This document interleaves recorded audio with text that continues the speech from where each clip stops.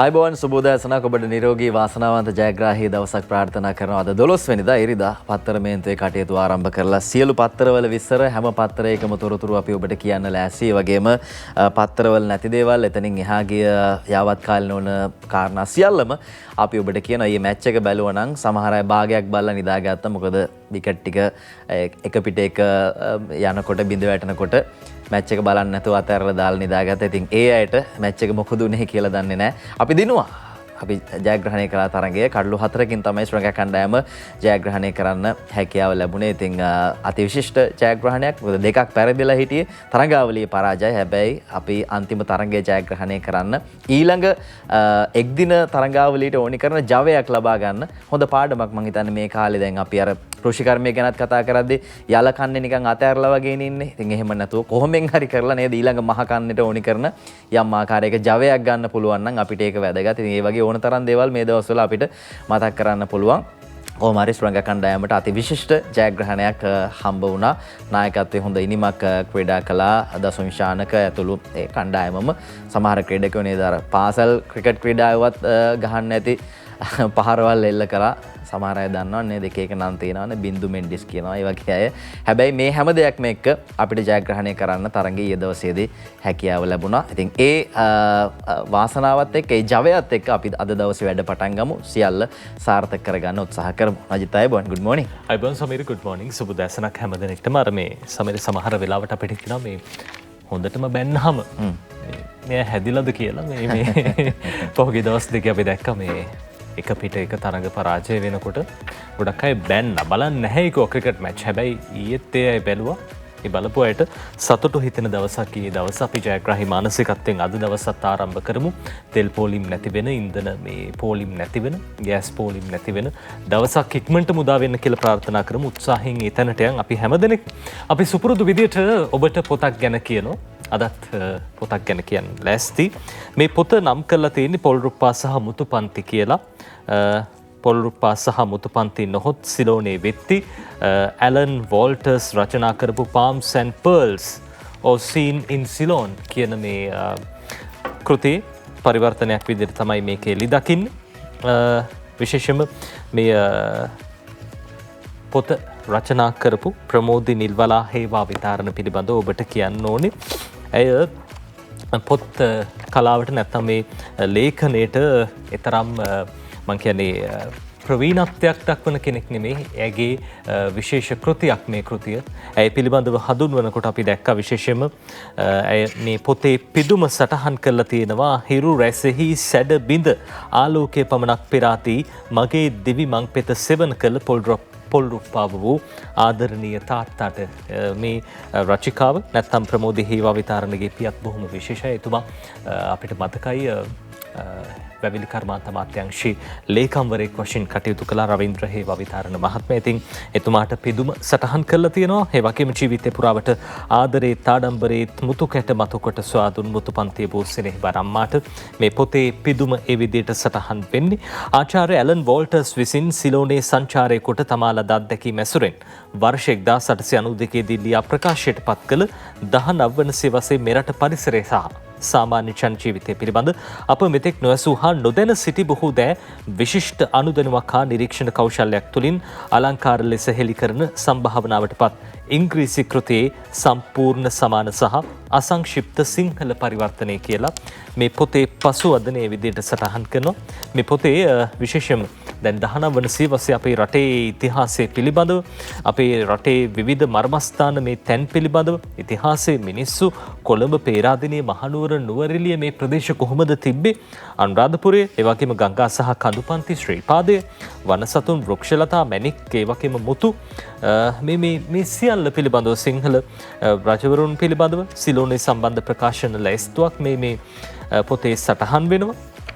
බොහොම විශේෂයි. ඔබත් ඉතිහාසයේ සොයන පර්යේෂකයෙක් නම් මේ පොත අරගෙන කියවන්න. එදා ඇලන් වෝල්ටර්ස් රචනා කරපු මේ පොත Palms and Pearls or Scene in Ceylon පොල්රුප්පා සහ මුතුපන්ති නොහොත් සිලෝනේ වෙත්ති කියලා පරිවර්තනය කරනවා ප්‍රමෝදී නිල්බලා හේවා විතාරණ. අපි ඔබට කියන්නේ මේ පොත අරගෙන කියවන්න. බොහොම ලොකු දැනුම් සම්භාරයක් ඔබට එක්කාසු කරගන්නට හැකියාවක් ලැබෙයි අපේ රට පිළිබඳව ඉතිහාසය පිළිබඳව. පොතක් ලිව්වනම් අපිට එවන් අමතක කරන්න එපා. අපි හැමදාම සෙනසුරාදා ඉරිදා දවස්වල ඔබට අලුත් පොත් ගැන කියනවා. ලබන සතියේත් අලුත් පොතක් ගැන කියන්න. අපි පත්තර බලමු පමා වෙන්නේ නැතුව. ඔව් සිලෝනේ විත්ති ගැන කිව්වේ ඉතින් ඒ කාලේ සිලෝනේ වෙත්තේ අද කාලේ තියෙන වෙත්තේ සංසන්දනය කරාට පස්සේ අපි අද කොහෙද ඉන්නේ කියලා ඔබටම පොඩ්ඩක් ඔලුවට දාගන්න පුළුවන් පොත කියවලා බලන්න. ඉතින් අද වෙද්දි තියෙන තත්ත්වය ඔබ දන්නවා. තෙල් පෝලිං වල ඉන්න වෙලා ගෑස් නැහැ. පෝලිං වල හිටියත් මේ වගේ ප්‍රශ්න අර්බුද ගණනාවකට මුහුණ දෙන්න සිද්ධ වෙලා මේ අතර හෙට නිවාඩු දිනයක් විදිහට ප්‍රකාශයට පත් කරලා තියෙනවා. රජයේ නිවාඩු දිනයක්. අද ඒ ගැන සිළුමිණ වාර්තා කරනවා. රජයේ සඳහා රජයේ නිවාඩු කියලායි මේ විදිහට කියන්නේ. පොසොන් පොහොය දිනේ 14 වෙනිදා අඟහරුවාදට ඉදිලා තියෙනවා. ඉතින් ඒ නිසා 13 වෙනිදාත් ඔන්න ඔය ඕනේ නැහැ ගෙදර හිටපුවාවේ කියලා රජය විශේෂ නිවාඩු දිනයක් ප්‍රකාශයට පත් කරලා තියෙනවා. රාජ්‍ය පරිපාලන ස්වදේශී කටයුතු අමාත්‍යාංශය නිකුත් කළ තියෙන නිවේදනයේ දැක්වෙන්නේ ප්‍රවාහන ගැටලුව සහ විදුලිය විසන්ධි කිරීම ආදී ගැටලු සැලකිල්ලට ගැනීමෙන් මේ තීරණය අරගෙන තියෙනවා කියලා. කෙසේ වෙතත් මේ නිවාඩුව රාජ්‍ය අත්‍යවශ්‍ය සේවා සඳහා අදාළ නොවන බව මෙහි සඳහන් වෙනවා. රජයේ සියලු පාසල් මෙන්ම රාජ්‍ය අනුමත සියලු පෞද්ගලික පාසල්ද හෙට දවසේදී නිවාඩු දිනයක් විදිහට නම් කරලා තියෙනවා කියලයි මේ ආකාරයෙන් වාර්තා කරන්නේ. හැබැයි අත්‍යවශ්‍ය සේවාවලට බාධාවක් නැහැ. අත්‍යවශ්‍ය සේවාවල අය වැඩට එන්න ඕනි. වරාය වේවා විදුලිය වේවා මේ සියලු දෙනා වැඩට එන්න ඕනි. ඒ වගේම බැංකු ටික ගත්තාම බැංකු වල අයත් සේවයට වාර්තා කරන්න ඕනි.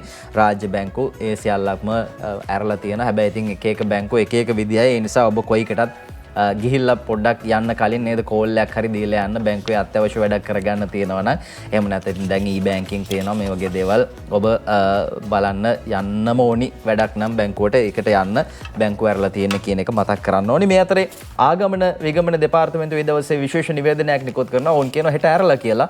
රජයේ නිවාඩු දිනයක් වුණාට ආගමන විගමන දෙපාර්තමේන්තුවේ වැඩ නවත්තන්නේ නැහැ හෙට. හෙට ඒගොල්ලෝ වැඩ කියලා කියනවා. මොකද හදිසි පාස්පෝර්ට් වගේ දේවල් නේද ඒවා හදාගන්න නියමිත කාලයක් තියෙනවා. ඒ අනුව ඒවා වහලා බෑ. ඒ නිසා ආගමන විගමන දෙපාර්තමේන්තුව වැඩක් කරගන්න තිබුණා නම් ඔබට කිසි ප්‍රශ්නයක් නැහැ. හෙට ගිහිල්ලා ඒ වැඩේ කරගන්න පුළුවන්. කවුරුවත් කියන දේවල් අහන්න යන්න එපා. ආගමන විගමන දෙපාර්තමේන්තුවමයි කියන්නේ හෙට ඒගොල්ලෝ වැඩ කියලා. මේ අතර ප්‍රවාහන ක්ෂේත්‍රය ගැන කතා කරද්දී මේ ගැන මේ දවස්වල හැමෝම කතා වෙනවා මේ පොදු ප්‍රවාහන සේවය. පෙට්‍රල් වැඩි, ඩීසල් ගාන වැඩි, අපිට අපේ වාහනවල යන්න බෑ. එහෙනම් බස් එක කෝච්චිය මේවා කොහොමද කියලා. ඒ අනුව ඒ සම්බන්ධයෙන් අවධානය යොමු වෙලා තියෙනවා. සෙලුමින අද කියනවා කැලණිවැලි දුම්රිය මාර්ගයේ කඩනමින් කියලායි වාර්තා කරන්නේ. අමිල මලවි සූරිය ලියන්නේ සිළුමින මේ වාර්තාව. ඒ අනුව කැලණිවැලි දුම්රිය මාර්ගයේ විදුලි දුම්රිය ව්‍යාපෘතිය සහ දුම්රිය සංවර්ධන ව්‍යාපෘතිය කඩනමින් සක්‍රිය කරලා කැලණිවැලි දුම්රිය මාර්ගයේ විදුලි දුම්රියක් ධාවනයට කටයුතු කරන්න කියලා පහුගිය බ්‍රහස්පතින්දා තිබුණා ප්‍රවාහන අමාත්‍යාංශ ප්‍රගති සමාලෝචන රැස්වීම. ඉතින් එතෙන්දී තමයි ජනාධිපතිතුමා ප්‍රවාහන අමාත්‍යවරයාට කියන්නේ මේක කඩනම් කරන්න කටයුතු කරන්න කියලා. ඉතින් එහෙම කියන්න පුළුවන්. කියන්න කොහොම වුණත් කියන එක සල්ලි කොහෙද තියෙන්නේ මේවා හදන්න? මේවට ප්‍රතිපාදන කොහෙන්ද අපි ගන්නෙ? මේවටත් ණය විදියට ගන්නවද? හැබැයි ණයට හරි අරගෙන මේවා කරනවා නම් ඒක කිසි ප්‍රශ්නයක් නැහැ. මේවා ඉතාමත් ඵලදායී ව්‍යාපෘති. අර එක එක කුළුණු වගේ නෙමෙයි. හැබැයි වැඩේ තියෙන්නේ මේවා වෙයිද කරන්න පුළුවන්කම ලැබෙයිද කියන එක. මේ අතරේ තමයි මේ ව්‍යාපෘතිය පහුගිය රජයේ සමයේ ශක්්‍යතා අධ්‍යයනයක් මගින් සිද්ධ කළ ආරම්භ කරන්න නියමිතව තිබුණා. නමුත් පසුව මේක නවත්තලා තියෙනවා. වත්මන් ප්‍රවාහන අමාත්‍ය ආචාර්ය බන්දුල ගුණවර්ධන මහත්තයා මගී ජනතාවගේ ඉල්ලීම් පරිදි දුම්රිය ධාවනය කිරීමේ කටයුතු සිදු කරන්න පියවර අරගෙන තියෙනවා කියලයි මේ ආකාරයෙන් වාර්තා කරන්න. ඉතින් මේක තමයි තත්ත්වයේ කඩනම් කරන්න කියලා මේ ගැන ජනාධිපතිතුමා උපදෙස් දීලා තියෙනවා අදාළ ප්‍රගති සමාලෝචන රැස්වීමේදී කියලා වාර්තා කරනවා. ඉතින් හොඳ කාලයක් මේ කාලේ පොදු ප්‍රවාහන සේවය ශක්තිමත් කරනවා නම් නියම කාලයක්. මිනිස්සුත් කැමති බස් එකේ යන්න, කෝච්චි වල යන්න. හැබැයි බස් එකට යනකොට, කෝච්චි වල යනකොට ඒවට නගින්න බැරි නම්, ඒවට තාමත් පහසුකම් ටික නැත්තම්, සිනග වැඩි නම් මිනිස්සු ආපහු පොදු ප්‍රවාහන සේවය අතාරේ. ඉතින් හොඳ කාලයක් මිනිස්සු රටේ ජනතාවගේ අවධානය යොමු වෙලා තියෙන වෙලාවේ මේ සඳහා පහසුකම් ටික ලබා දෙන්න පුළුවන් තරම් බස් ධාවනය සඳහා සහන, ඩීසල් වේවා, ස්පෙයා පාර්ට්ස් වේවා මේවා කොහොම හරි දීලා මේක ශක්තිමත් කරන්න බලන්න. මේ වෙලාව හොඳ වෙලාවක් පොදු ප්‍රවාහන සේවය ශක්තිමත් කරන්න. ඉතින් මේ අතරේ කැලණිවැලි දුම්රිය මාර්ගයට තවත් දුම්රියක් එකතු වෙන්න නියමිත. බලමු මේ ගැන වැඩිදුර ප්‍රවෘත්ති වාර්තාව. පාසල් දරුවන් සහ කාර්යාල සේවකීන්ගේ පහසුව ඉලක්ක කර ගනිමින් මෙම නව දුම්රිය ධාවනය කරනු ඇති. ඉන්ධන අර්බුදය මෙන්ම මහා මාර්ගය තුල පවතින තදපදේ සැලකිල්ලට ගනිමින් වැඩපිළිවෙල ක්‍රියාත්මක කරනවා. අමාත්‍ය ආචාර්ය බඳුරු ගුණවර්ධන මහතා වග දුම්රිය ස්ථානයේ අද විශේෂ නිරීක්ෂණ චාරිකාවක නිරත වුණා. නැවතී ඇති කැලණි වැලි විදුලි දුම්රිය ව්‍යාපෘතිය නැවත සක්‍රිය කිරීමට කටයුතු යොදන බවද අමාත්‍යවරයා මෙහිදී කියා සිටියා. මෙම අවස්ථාවට ප්‍රවාහන හා මහාමාර්ග අමාත්‍යාංශයේ ලේකම් RWR ප්‍රේමසිරි දුම්රිය සාමාන්‍ය අධිකාරී ධම්මික ජයසුන්දර යන මහතුරුන් පිරිසක්ද එක් වුණා. ජනමාධ්‍යත් සහ ප්‍රවාහන මහාමාර්ග අමාත්‍යතුමා බන්දුල ගුණවර්ධන මහත්තයාගේ උපදෙස් මත තමයි මේ දුම්රිය ලබා දෙන්න නියමිත. අපි දන්නවා බොහෝ සිසුන් පිරිසක් සමීර මේ දුම්රිය පාවිච්චි කළ පාසල් වලට යන්නේ. ඒ අයට විශාල සහනයක් වෙයි කියලා අපි විශ්වාස කරනවා මේ අලුත් දුම්රියක් එකතු කිරීම. දැන් අර කිව්වා වගේම මේවට අවශ්‍ය මුදල් ඒ ප්‍රතිපාදන සම්පාදනය කරගන්න ඕනේ. ඔය අතරේ විදුලිය ප්‍රශ්නයක් වෙලා තියෙනවා. ඉන්ධන අපි දන්නවා ප්‍රශ්නයක් කියලා. විදුලි නිපදවන මේ කටයුත්ත ගැන පහුගිය දවස්වල වැඩි වැඩියෙන් කතා වුණා. විවිධ අර්බුද තිබ්බා. ඉංජිනේරුවෝ වර්ජනය කළා. මේ හැමදේත් එක්කම අද දිවයින පුවත්පතේ ප්‍රධාන සිරස්තලයේ ටිකක් වෙනස් සිරස්තලයක් බවට පත් වෙනවා. ඒකට හේතුව මේ බලන්න දිවයින මේ විදිහට කියන්නේ ශිරාන් රණසිංහ ලියන්නේ විදුලි මහපොටු දැල්වෙයි ජනතාව අඳුරේ දැවෙයි කියලා තමයි අද ප්‍රධාන සිරස්තලයේ මේ විදිහට කියන්නේ. විදුලි මහපොටු දැල්වෙයි ඔවුන්ගේ ජීවිත ආලෝකමත් වෙනවා. හැබැයි මේ සාමාන්‍ය ජනතාවගේ ජීවිත අඳුරේ දැවෙනවා කියලා ශිරාන් රණසිංහ ලියනවා. ඉකුත් වසර 7ක කාලයේදී ලංකා විදුලි බල මණ්ඩලයේ රුපියල් කෝටි 40,000ක පමණ පාඩුවක් ලැබීමට හේතු වී ඇත්තේ ආයතනයේ වංචා දූෂණ එසේත් නැතිනම් සේවක වැටුපත් දීමනා. අකාර්යක්ෂමතාවදයි සෙවීම සඳහා වහාම සේවක කාර්ය සාධනයක් විගණනයක් කරන්න ඕන කියලා වැඩිපුරම අවධානය යොමු කරලා තියෙනවා. ලංවිම තාක්ෂණික ඉංජිනේරු හා විදුලි අධිකාරී සංගමේ සභාපති AGU නිශාන්ත මහත්මයා මේ ගැන කියලා තියෙන්නේ. මේ වන විට විදුලි බල මණ්ඩලයේ ඉංජිනේරුවන් මසකට ලබන වැටුප් හා දීමනා සම්බන්ධයෙන් සමාජ මාධ්‍යවල දැඩි කතා බහට ලක්ව ඇතැයිද විදුලි බල මණ්ඩලයේ මේ සා විශාල පාඩුවට සැබෑ හේතුව දැන ගැනීම ජනතාවට අයිතියක් තියෙනවා කියලා ඔවුන් ප්‍රකාශ කරනවා. දැන් මේ ඇත්තරම් පාඩුවෙන් හේතුව මේ අයට විශාල වශයෙන් පඩිගෙවන එකද. ඒ පිළිබඳව දැන් පරීක්ෂණ කරන්න ඕනේ කියලා තියෙනවා. ඉකුත් වසරක කාලයේදී පමණක් විදුලි බල මණ්ඩලයේ රුපියල් කෝටි 10,000ක පමණ පාඩුවක් ලබා ඇත්තේ වැඩි වියදම් සහිත විදුලි බලාකාර නිසා නම් අඩු වියදම් බලාකාර ඉදින් නොකළේ කවුරුන්ද යන්නත් ඊට වගකිව යුතු පාර්ශව රටට හෙළි කළ යුතු බවත් ඒ මහත්මයා කියලා තියෙනවා. 2019 වසරේ අභ්‍යාචන අධිකරණයේ ලබා දුන් තීන්දුවක්ද නොතකා විදුලි බල මණ්ඩලයේ ඉංජිනේරුවන් 130කින් ඔවුන්ගේ මූලික වැටුප ඉහළ දමාගත් බවත් ඇතැම් අය තනතුරු මත විවිධ වරප්‍රසාද දීමනා ලබා ගනිමින් සිටින්නේ රාජ්‍ය ප්‍රතිපත්තිද නොසලකා හරිමින් බවත් නිශාන්ත මහත්තයා කිව්වා කියලා අද දවසේ මේ විදිහට දිවයින පුවත්පත තොරතුරු කියනවා. ඒ වගේම දැන් මේ අයගේ වැඩිපුරම කතා කළොත් එහෙම වැඩි මිලට නිබත වන විදුලි ඒකක ඊට වඩා අඩු මිලකට පාරිභෝගිකයන්ට විකිණීම නිසා මණ්ඩලයේ වසර 7කදී රුපියල් කෝටි 40,000ක් පාඩු ලැබුවේද සෙවීමට හැකියාවක් තියෙනවා කියලත් විශේෂයෙන් සඳහන් කරලා තියෙනවා. කෙනෙක් කියන්න පුළුවන් මේ අඩු මිලට විදුලිය ගන්න සමවෙන්න මේ වැඩි මිලට අරගෙන ජනතාවට අඩු මිලට දෙන හින්දා මේ පාඩුව ලැබෙන්නේ කියලා.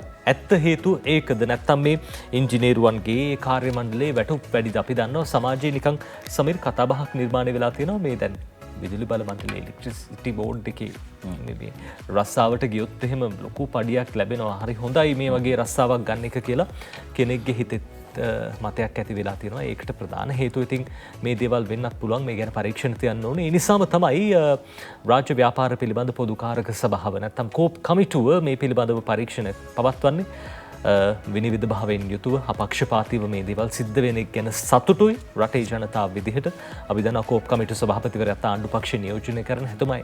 හැබැයි එතුමා අවංකයි සහ මේ දේ පිළිබඳව රටටම කියනවා. අපිට බලන්නත් හැකියාව තියෙනවා. ඔව් පුළුවන් අපිට කෝප් කමිටුව විශේෂයෙන්ම මේ විදුලි මාෆියාවේ ඉන්න අය නෙමෙයි සමහර විට කෝප් කමිටුවට එන්නේ. කෝප් කමිටුව හමුවට එන ඒ නිලධාරීන් මේවට සම්බන්ධ නැතුව ඇති. හැබැයි මේ සමස්තයට පොඩි කරන්ට් එකක් වැදුනා කෝප් එකේදී. අපි බලමු ඔවුන්ගෙන් අහන ප්‍රශ්න මොනවද, දෙන උත්තර මොනවද? උත්තර නෑ සමහර ඒවට. මෙන්න අපිට ඕගොල්ලෝ කිව්වේ 95යි 20ට කියලා ගත්තේ ඒස් පවර් එකේ. හැබැයි ඔඩිටර් ජෙනරල් කිව්වා නෑ ඕගොල්ලෝ ගන්න 101යි 16ට. රුපියල් මෙතන 6ක වෙනසක් තියෙනවා. ඒතකොට යුනිට් මිලියන් 50කට මේ රුපියල් 6 වෙනස තියන්නේ. රුපියල් මිලියන 300න්නේ. අපි ඒස් පවර් එකට විතරක් නෙමෙයි. මේ ඔඩිට් එක කරන්න ඔක්කොම පවර් ප්ලාන්ට්ස් වලට. ඔබතුමා කියවනේ දැන් මේ කාලේ වැස්ස නිසා ජල විදුලිය වැඩියෙන් ගන්නවා කියලා. ඒක වැඩියෙන් අරගෙන ඒස් පවර් එක නැති වුණා කියලා බිඳුවයි කිව්වනේ. ඒ තීරණය ගන්නේ ටෙක්නිකලි කවුද මැෂින් එකක්ද ඕගොල්ලෝද කොහොමද ඒක වෙන්නේ? සොෆ්ට්වෙයාර් එකක් තියෙනවා. හරි. ඒකට ෆීඩ් කරනවා. ඒ ෆීඩ් කරන්න ඩිසිෂන් එකක් ගන්න එපා. ඒක තීරණය කරන්නේ ඒ වෙලාවේ කන්ට්‍රෝල් රූම් එකේ ඉන්න එන්ජිනියර් තමයි අන්න කියන්නේ. එතන තමයි තියෙන්නේ. ඒක තමයි අහන ප්‍රශ්නේ. අන්න ඒක තමයි ඔඩිට් එක. ඔඩිට් කියන එක කරන්න ඕන අපි නෙවෙයි තර්ඩ් පාටි එක. ඒක අපි දන්නවා. ඒක හරි. නමුත් හැබැයි අපි සෙල්ෆ් ඔඩිට් එකක් අපි කරනවා. ඒකේ තත්ත්වය මොකද? ඒක අපි දිගටම හැමදාම ඔය සෙල්ෆ් ඔඩිට් එක පොඩයින ඒ සෙල්ෆ් ඔඩිට් එක GM ට චෙයාර්මන්ට එනවද? එනවා. ඒ කියන්නේ ඊ ආපු එක දෙන්නේ අද කරන එක දෙන්නේ. උදේ 6න් අවසන් වෙන පැය 24ට 24 කොහොමද ගත්තේ කියලා. දැන් මේකෙදි ඔබතුමාලට පේන්නේ නැද්ද නේ? ඒ කියන්නේ නෝමල් නැති වෙච්ච විදුලිය ගැනීම පේනවයි කියලා තියෙන්නේ නැද්ද? එහෙම තැන් නැද්ද? අපි ඒ වෙලාවේදී ක්වෙස්චන් කරනවා. මෙරිට් ඕඩර් ඩිස්පැච් මොඩල් එක ට්‍රාන්ස්පරන්ට්. ඔය software එකක් තියෙනවා කිව්වනේ. ලිව් ඔය කට්ටියද? නෑ. ඒක එළියෙන් ගත්තද? ඒක රෙකමන්ඩ් කරේ PUCSL. ඔයගොල්ලන්ට පුළුවන්ද මේක සිස්ටම් එක බලන්න ඕන නම්? පැහැදිලිවම පුළුවන්. මම ඕන වෙලේක ඕපන් කරලා තියෙනවා ඕන කෙනෙකුට ඇවිල්ලා දැන් මම කියන කතාව එච්චර වැඩක් නෑ. මම කියන එක නෙමෙයි මේ සිස්ටම් නේ අපි කතා කරන්නේ. ඔබතුමා ඕපන් කරේ නැත්නම් එහෙම ඉතින් මට නිින්ද ගියොත් එහෙම. මේ හරියටම මේ කියන කොටස සම්බන්ධව රටෙත් ලොකු තියෙනවා සැකයක්. මේක ගැන තියෙන ඔබ්සර්වේෂන් එක මොකද්ද? අමාත්‍යාංශවලටත් ওই මෙරිට් රෝඩ් එක සම්බන්ධ කවදාවත් ඇවිල්ලා නැහැ. අපි සාමාන්‍යයෙන් ප්‍රතිපත්තියක් වශයෙන් දකින්න විතරයි. හැබැයි මම සාමාන්‍යයෙන් පහුගිය කාලේ ආපු ගමන්ම අපි ටෙක්නිකල් ඔඩිට් යුනිට් එකක් දැම්ම විශේෂම ප්‍රයෝරිටි දුන්නේ මෙරිට් රෝඩ් එක ඔඩිට් කරන්න කියන එක. චෙයාර්මන් කිව්වනේ ඔඩිට් එකක් කරන්න කිව්වා කියලා. සිස්ටම් කන්ට්‍රෝල් බ්‍රාන්ච් එකේ තියෙන ඔඩිට් යුනිට් එකක්. ඒකෙනුත් අර ඔපරේෂන්ස් වලට ගන්න ඒ තීරණ පහුවදා ඔඩිට් වෙනවා. PUCSL එකටයි ඉන්ෆෝම් කරලා තියෙනවා මේකේ ඔඩිට් එක වෙනින් පාර්ශ්වයකට දීලා කරගන්නයි කියලා. එහෙම යුනිට් එකක් අලුතෙන් CEB එකේ ස්ථාපනය කරලා තියෙනවා. එතන DGM කෙනෙක් ඉන්නවා. ඒවා මෙරිට් රෝඩ් එක ඕනම කෙනෙකුට ඇවිල්ලා බලන්න පුළුවන්. දැන් හදාගෙන යනවා කොහොමද මේ ඉංජිනේරින් ඔඩිට් එකක් කරන්නේ කියන එක. ඕක කැළපෙන උත්තරයක් නෙමෙයිනේ මේ වාගේ සයන්ස් දියුණුවේ රටක PUCSL එක ඔයගොල්ලන්ගෙන් 2017 ම ඉල්ලලා තියෙනවා self assessment report එකක් ගන්න. හැබැයි ඒකත් කරලා නැහැ. ඒක මම හිතන්නේ තාම වැරදි ප්‍රකාශයක් සභාපතිතුමා. ඒකේ මල් ළඟ ලියුම ඕනනම් තියෙනවා. මම දැන් උනත් දෙන්නම්. මම 2017 කරලා තිනවා 18 කරලා තිනවා. ඔය මම කියන වචනේ ඕනට වඩා දාන්න එපා. ඕක ආයතන මිසක දැන් ඔබතුමා එක්ක අපිට ප්‍රශ්නයක් නැහැ. ඔබතුමා කවුද කියලාත් අපිට වැඩක් නැහැ. අපිට වැඩගත් තියෙන්නේ ලංකා විදුලි වල මණ්ඩලයේ. දැන් මේ කෝප් කියන්නේ මම කියලා හිතාගත්තොත් එහෙම මේක කරන්න බෑනේ. මම නෙමෙයි. මම මේක කෙරුවා මම මේක කෙරුවා නෙමෙයි. විදුලි වල මණ්ඩලයේ කෙරුවද නැද්ද කියලා කියන්නේ. රටේ අවශ්‍යතාවයට විදුලි සැපයීමත් අවශ්‍යයි. ඒ වගේම මෙන්න මේ ඩිසිෂන් එක ගන්න තැන ගැන විදුලි වල මණ්ඩලයේ ඉහළ අධිකාරියට කන්ට්‍රෝල් එකක් නැහැ වගේ එකක් මට පේනවා. සභාපතිතුමාටයි GMට. GM මගේ ඔබ්සර්වේෂන් එකට මොකද්ද ඔබතුමාගේ රෙකමෙන්ඩේෂන් එක? සභාපතිතුමා දැන් මේ කියන රිපෝට් එක CS එකට මට හරිම මතකයක් නැහැ. හැබැයි අපි අනිවාර්යයෙන්ම යවනවා. ඒකනේ මං මේ ගන්න තීරණය ගැන විදුලි වල මණ්ඩලයේ ඉහළ අධිකාරියට කන්ට්‍රෝල් එකක් නැද්ද තියෙනවද? තුමා හැමදාම මට හම්බ වෙනවා ජෙනරේෂන් සම් එකයි ඉස්සලා ෆෝකාස්ට් එකයි හෙට දවසේ කොහොමද ඔඩිට් එක කරන්නේ ගැනනේ අහන්නේ. ওই දෙක අතර මිස්මැච් එකක් තියෙනවා නම් අපිට පේන විදිහට මේකේ ඉහළ අධිකාරී අධ්‍යක්ෂ මණ්ඩලයේ GM දක්වා ඉන්න කට්ටියයි යට ඉන්න මේ ඉංජිනේරු අංශය සහ මේ ඉන්න ටෙක්නිකල් කට්ටියයි අතර මේ කලාප දෙකක් වගේ එකක් පේනවා. ඉතින් ඒ අනුව ඕගොල්ලන්ටත් කන්ට්‍රෝල් එකක් නැතුව මේක යනවා වගේ ගතියක් තමයි තියෙන්නේ. ඔව්. දැන් මෙතනින් මට නම් ගම්ම්‍ය වෙන්නේ අවුරුදු 10ක් තිස්සේ මෙරිට් ඕඩර් ඩිස්පැච් එක ඔඩිට් කරන්න කියලා කිව්වට ඒක කරලා නැහැ. ඒක ඉන්ඩිපෙන්ඩන්ට් තර්ඩ් පාර්ටි ඔඩිට් එකක් තියෙන්න ඕනේ. අනිත් එක තමයි මේක මේ එකපාරක් නෙමෙයි. මේක කන්ටිනියුවස්ලි ඔඩිට් වෙන්න ඕනේ. අපි ඒක නිර්දේශයක් දෙමු. ඒක GM chairman. මේක අපිට ඔයගොල්ලන්ට අරගොල්ලෝ අර වැඩේ කරන ගමන් තර්ඩ් පාර්ටි එකකින් මන්ත්ලි වාගේ රිපෝට් එකක් ජනනය කරන්න බැයිද මේක ගැන? අමාත්‍යාංශයෙන් පුළුවන් නම් ටෙක්නිකල් සපෝට් එක ඕල්ට් ජෙනරේටරට දෙන්න. විදුලි වල මණ්ඩලෙ නෙමෙයි. ඒක විදුලි වල මණ්ඩලෙ ලියුමක් යවන්න එපා. එතකොට වෙන්නේ ඒක ඉංජිනේරු ඒකට දාලා ඒක හරියන්නේ නැහැ. වෙනම මේකට මුදල් ටිකක් රජයෙන් අරගෙන කරන්න පුළුවන් නම් මේක විතර වැදගත් කාරණයක්. අපි ඕල්ට් ජෙනරේටරට වෙනම පාර්ලිමේන්තුවෙන් හරි මුදල් දෙමු ඒකට. ඊළඟට මම කියන්නේ ඊ පරිමාණ වැටුප්ව්‍යුහය කියන එක දැන් මේක ඇත්තටම කැබිනට් අනුමැතිය නැතුව විවිධ ආකාරයේ ගෙවීම්. මේකට සැලරියන් කාඩ් කමිෂන් එකේ මේකට අනුමැතිය තියනවාද? දෙතුන් පාරක් මම හිතන්නේ මේක සැලරි කමිෂන් එකෙන් රිජෙක්ට් කරලා තිබුණේ. ඒ අතරතුර තමයි අමාත්‍ය මණ්ඩලය මේක දිගේ ගියොත් කොහෙන් කෙරවල වෙයිද දන්නේ නැහැ. බලංගු කලෙක්ටිව් ඇග්‍රීමන්ට් එකක් තියෙනවද මේ ගෙවීම් කරන්න? මං හිතන්නේ නැහැ කියලා. කලෙක්ටිව් ඇග්‍රීමන්ට් එක අපි කැබිනට් එකට දාලා අනුමත කළා. නෑ කලෙක්ටිව් ඇග්‍රීමන්ට් එක කැබිනට් එකට අනුමත කරන්න බෑනේ. කලෙක්ටිව් ඇග්‍රීමන්ට් එක කියලා කැබිනට් එකත් එක්ක ගහන ඇග්‍රීමන්ට් එකක් නෙවෙයිනේ. ඔව් ඩ්‍රාෆ්ට් එක ඊට පස්සේ නෑ කලෙක්ටිව් ඇග්‍රීමන්ට් එක කියන්නේ ඕගොල්ලෝයි ඒ ඉන්න සර්විස් එකේ ඉන්න අය අතර තියෙන ඇග්‍රීමන්ට් එක. එතකොට ඒ ඇග්‍රීමන්ට් එක ඇතුලේ එතකොට පේනවා කොහොමද මේක වැඩි වෙන්නේ කියලා. හැබැයි දැන් ඒ කෝපරේට් ඇග්‍රීමන්ට් එකක් නැතුව මේක වැඩි වෙනවා කියලා තමයි පෙන්වන්නේ. ඒ කියන්නේ ඇත්තටම මේවා බැලුවොත් එහෙම මේ රටට මේ අනිත් ශේෂ්ත්‍ර වලට දැනගත්තොත් විශාල වෙනස්කම් මේ සැලරිය වල තියෙන බරපතල වෙනස්කම්. ඉතින් ඒ සමහර අත්‍යවශ්‍ය සේවා නිසා ඒගොල්ලෝ ඒවා තියාගෙන ඉන්නේ. ඒ කියන්නේ වැටුප වගේ වුණ සාම්පල්ස් කීපයක් කියන්න පුළුවන්. ඒක බරපතල ගණන් ඉතින්. නෑ මෙහෙමයි මම නම් විශ්වාස කරන්නේ ප්‍රොෆෙෂනල්ස්ලාට හොඳ පඩියක් ගෙවන්න ඕනේ. CB එකේ නම් අනිත් තැන් වලටත් එහෙම වෙන්න ඕනේ. මේ කැබිනට් පේපර් එකට අනුව කලෙක්ටිව් ඇග්‍රීමන්ට්ස් නැතුව කැබිනට් පේපර් එක වළංගු වෙන්නේ නැහැ. ඒ නිසා අද අපි කෝප් කමිටුවේ ප්‍රධාන නිර්දේශයක් විදියට ලේකම්තුමාටත් දෙනවා. කලෙක්ටිව් ඇග්‍රීමන්ට් එක සයින් කරලා ස්ථාපිත කරන්න කියලා. නැත්තම් නීති විරෝධී. නැත්තම් ඒකම නීති විරෝධී. ඕන කෙනෙකුට ගිහිල්ලා නඩුවක් දාන්න පුළුවන්. ඉතින් මේ තමයි තත්ත්වය. අසාමාන්‍ය විදුලි මිලදී ගැනීම ඇයි මෙහෙම වෙන්නේ? මෙච්චර වහිනවා. ඒ අදාළ බලාගාර ආශ්‍රිතව ප්‍රදේශවලට උනතරම් වහිනවා. හැබැයි ඒත් අසාමාන්‍ය විදුලි මිලදී ගැනීම සිද්ධ වෙනවා. මේවා තමයි කෝප් කමිටුවේ දිගටම ප්‍රශ්න කරන්නේ. වැටුප් වැඩි මේවට අමතරව අර්බුද ගණනාවක් තියෙනවා. චෑමන් GM දන්නේ පල්ලෙහා වෙන්නේ මොනවද? ඉංජිනේරුවන් මොනවද කරන්න කියලා. හරියට විගණනයක් නැහැ. ඉතින් මේවා අවසානයේ අපි තමයි විඳවන්නේ. විදුලි පාරිභෝගිකයන් තමයි මේවට වන්දි ගෙවන්නේ. ඇත්ත කතාව. ඉතින් මේවා නැති කරන්න ඕනේ. එක පැත්තකින් අපිට සතුට වෙන්න පුළුවන්. අර කෝප් එකේ පුටුවල වාඩි වෙලා ඒ ඉන්න මහත්තුරු ටික දූෂණ චෝදනා නැති අය එයාට ප්‍රශ්න කරන්න පුළුවන්. කොන්ද කෙලින් තියාගෙන එහෙම පිරිසක් ඉන්න එක ගැන සතුට වෙන්න ඕනේ. හැබැයි මේවා ප්‍රශ්න කරලා විතරක් නවත්තන්න නැතුව නීතිමය ක්‍රියාමාර්ග ගන්නවා නම් කවුද මේවා මුල ඉන්නේ කවුද?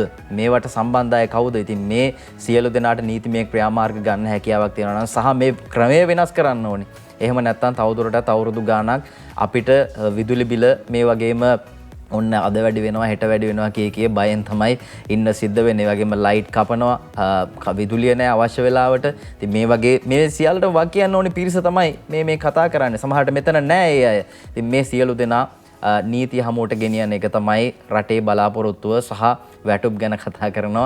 මේ සියල්ලම ගත්තාම අසාධාරණ දේවල් ගණනාවක් තියෙනවා. මේ අතර අද සිළුමිණත් වාර්තා කරනවා විදුලි මාෆියාව රටම කලබයි කියලා. සිළුමිණ ප්‍රධාන ප්‍රවෘත්තියෙන් කියන්නේ තාරක වික්‍රමසේකර ලියන්නේ මේ විදුලි මණ්ඩලයේ ඉංජිනේරු සංගමය ඇතුළු ඇතැම් කණ්ඩායම් විසින් සමස්ත විදුලි බල පද්ධතියම අවිධිමත් ග්‍රහණයකට හසු කරගෙන තියෙන තත්වයක් නිසා විදුලි බිලට සහනයක් ලබා දීමට නොහැකි වෙලා තියෙන වගේම විදුලි උත්පාදන වියදමද ඉහළ ගිහිල්ලා තියෙනවා කියලායි සිළුමිණ මේ විදිහට කියලා තියෙන්නේ. මේ අතර මේ විදුලි ඉංජිනේරුවන්ගේ අධික වැටුප් පහ දීමනා වගේම අඩු වියදම් විදුලි ජනන පද්ධති වෙනුවට අධික මිල ගෙවලා පෞද්ගලික සමාගම් වලින් මිදුලිය ගැනීම වගේම ටෙන්ඩර් මාෆියාව නිසා මේ විදුලි බල පද්ධතිය තාක්ෂණික වශයෙන් ඉදිරියට ගෙන යාමට බාධා මතුවලා තියෙනවා. අර කතා කරපු දේවල් කෝප් එකේදී කතා කරපු දේවල් තමයි අද සිළුමිණ මේ ආකාරයෙන් වාර්තා කරන්නේ. ඉතින් කනගාටුවට කාරණේ තමයි මේ ඉන්න ගොඩක් අයගේ ගෙවල් වල ඒගොල්ලෝ සෝලා පවර් එකක් හයි කරගෙන තියෙන. ඒගොල්ලෝ සෝලා වලින් තමයි විදුලිය ගන්න. ඒ වගේම පාවිච්චි කරන ඉලෙක්ට්‍රික් වාහනයක්. එයාට කිසි ප්‍රශ්නයක් නැහැ.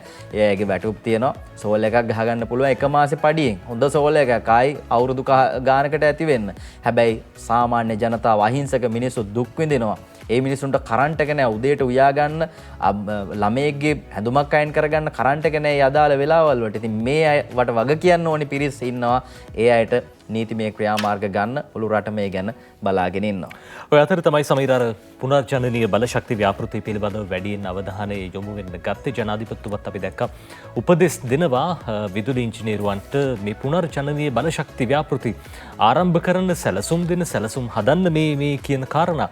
ඒ අතරදී අර බොහොම ශෝචනීය සිද්ධියක් අපි දැක්ක පහුගිය දවස්වල වර්ජනයක් තිබ්බ වෙලාවක රන්දෙනිගල රන්ටබේ ජලාශවල ජලය නිකන් අපතේ මුදා හරින්න කටයුතු කරලා තිබ්බ. මේ දේවල් තමයි ජාතික ධනෙ සමහර විට මේ විදිහට වතුර විදිහට යන්නේ ඩොලර් වෙන්න පුළුවන් හේතුව ඒ පිටවෙච්ච වතුරෙන් හදන විදුලිය නිෂ්පාදනය කරන්න ඩීසල් විදුලි බලාගාර වලින් කොච්චර ඩීසල් වැය වෙන්න ඉඩ තියෙනවද? ඉතින් ඒකත් ප්‍රශ්නයක්.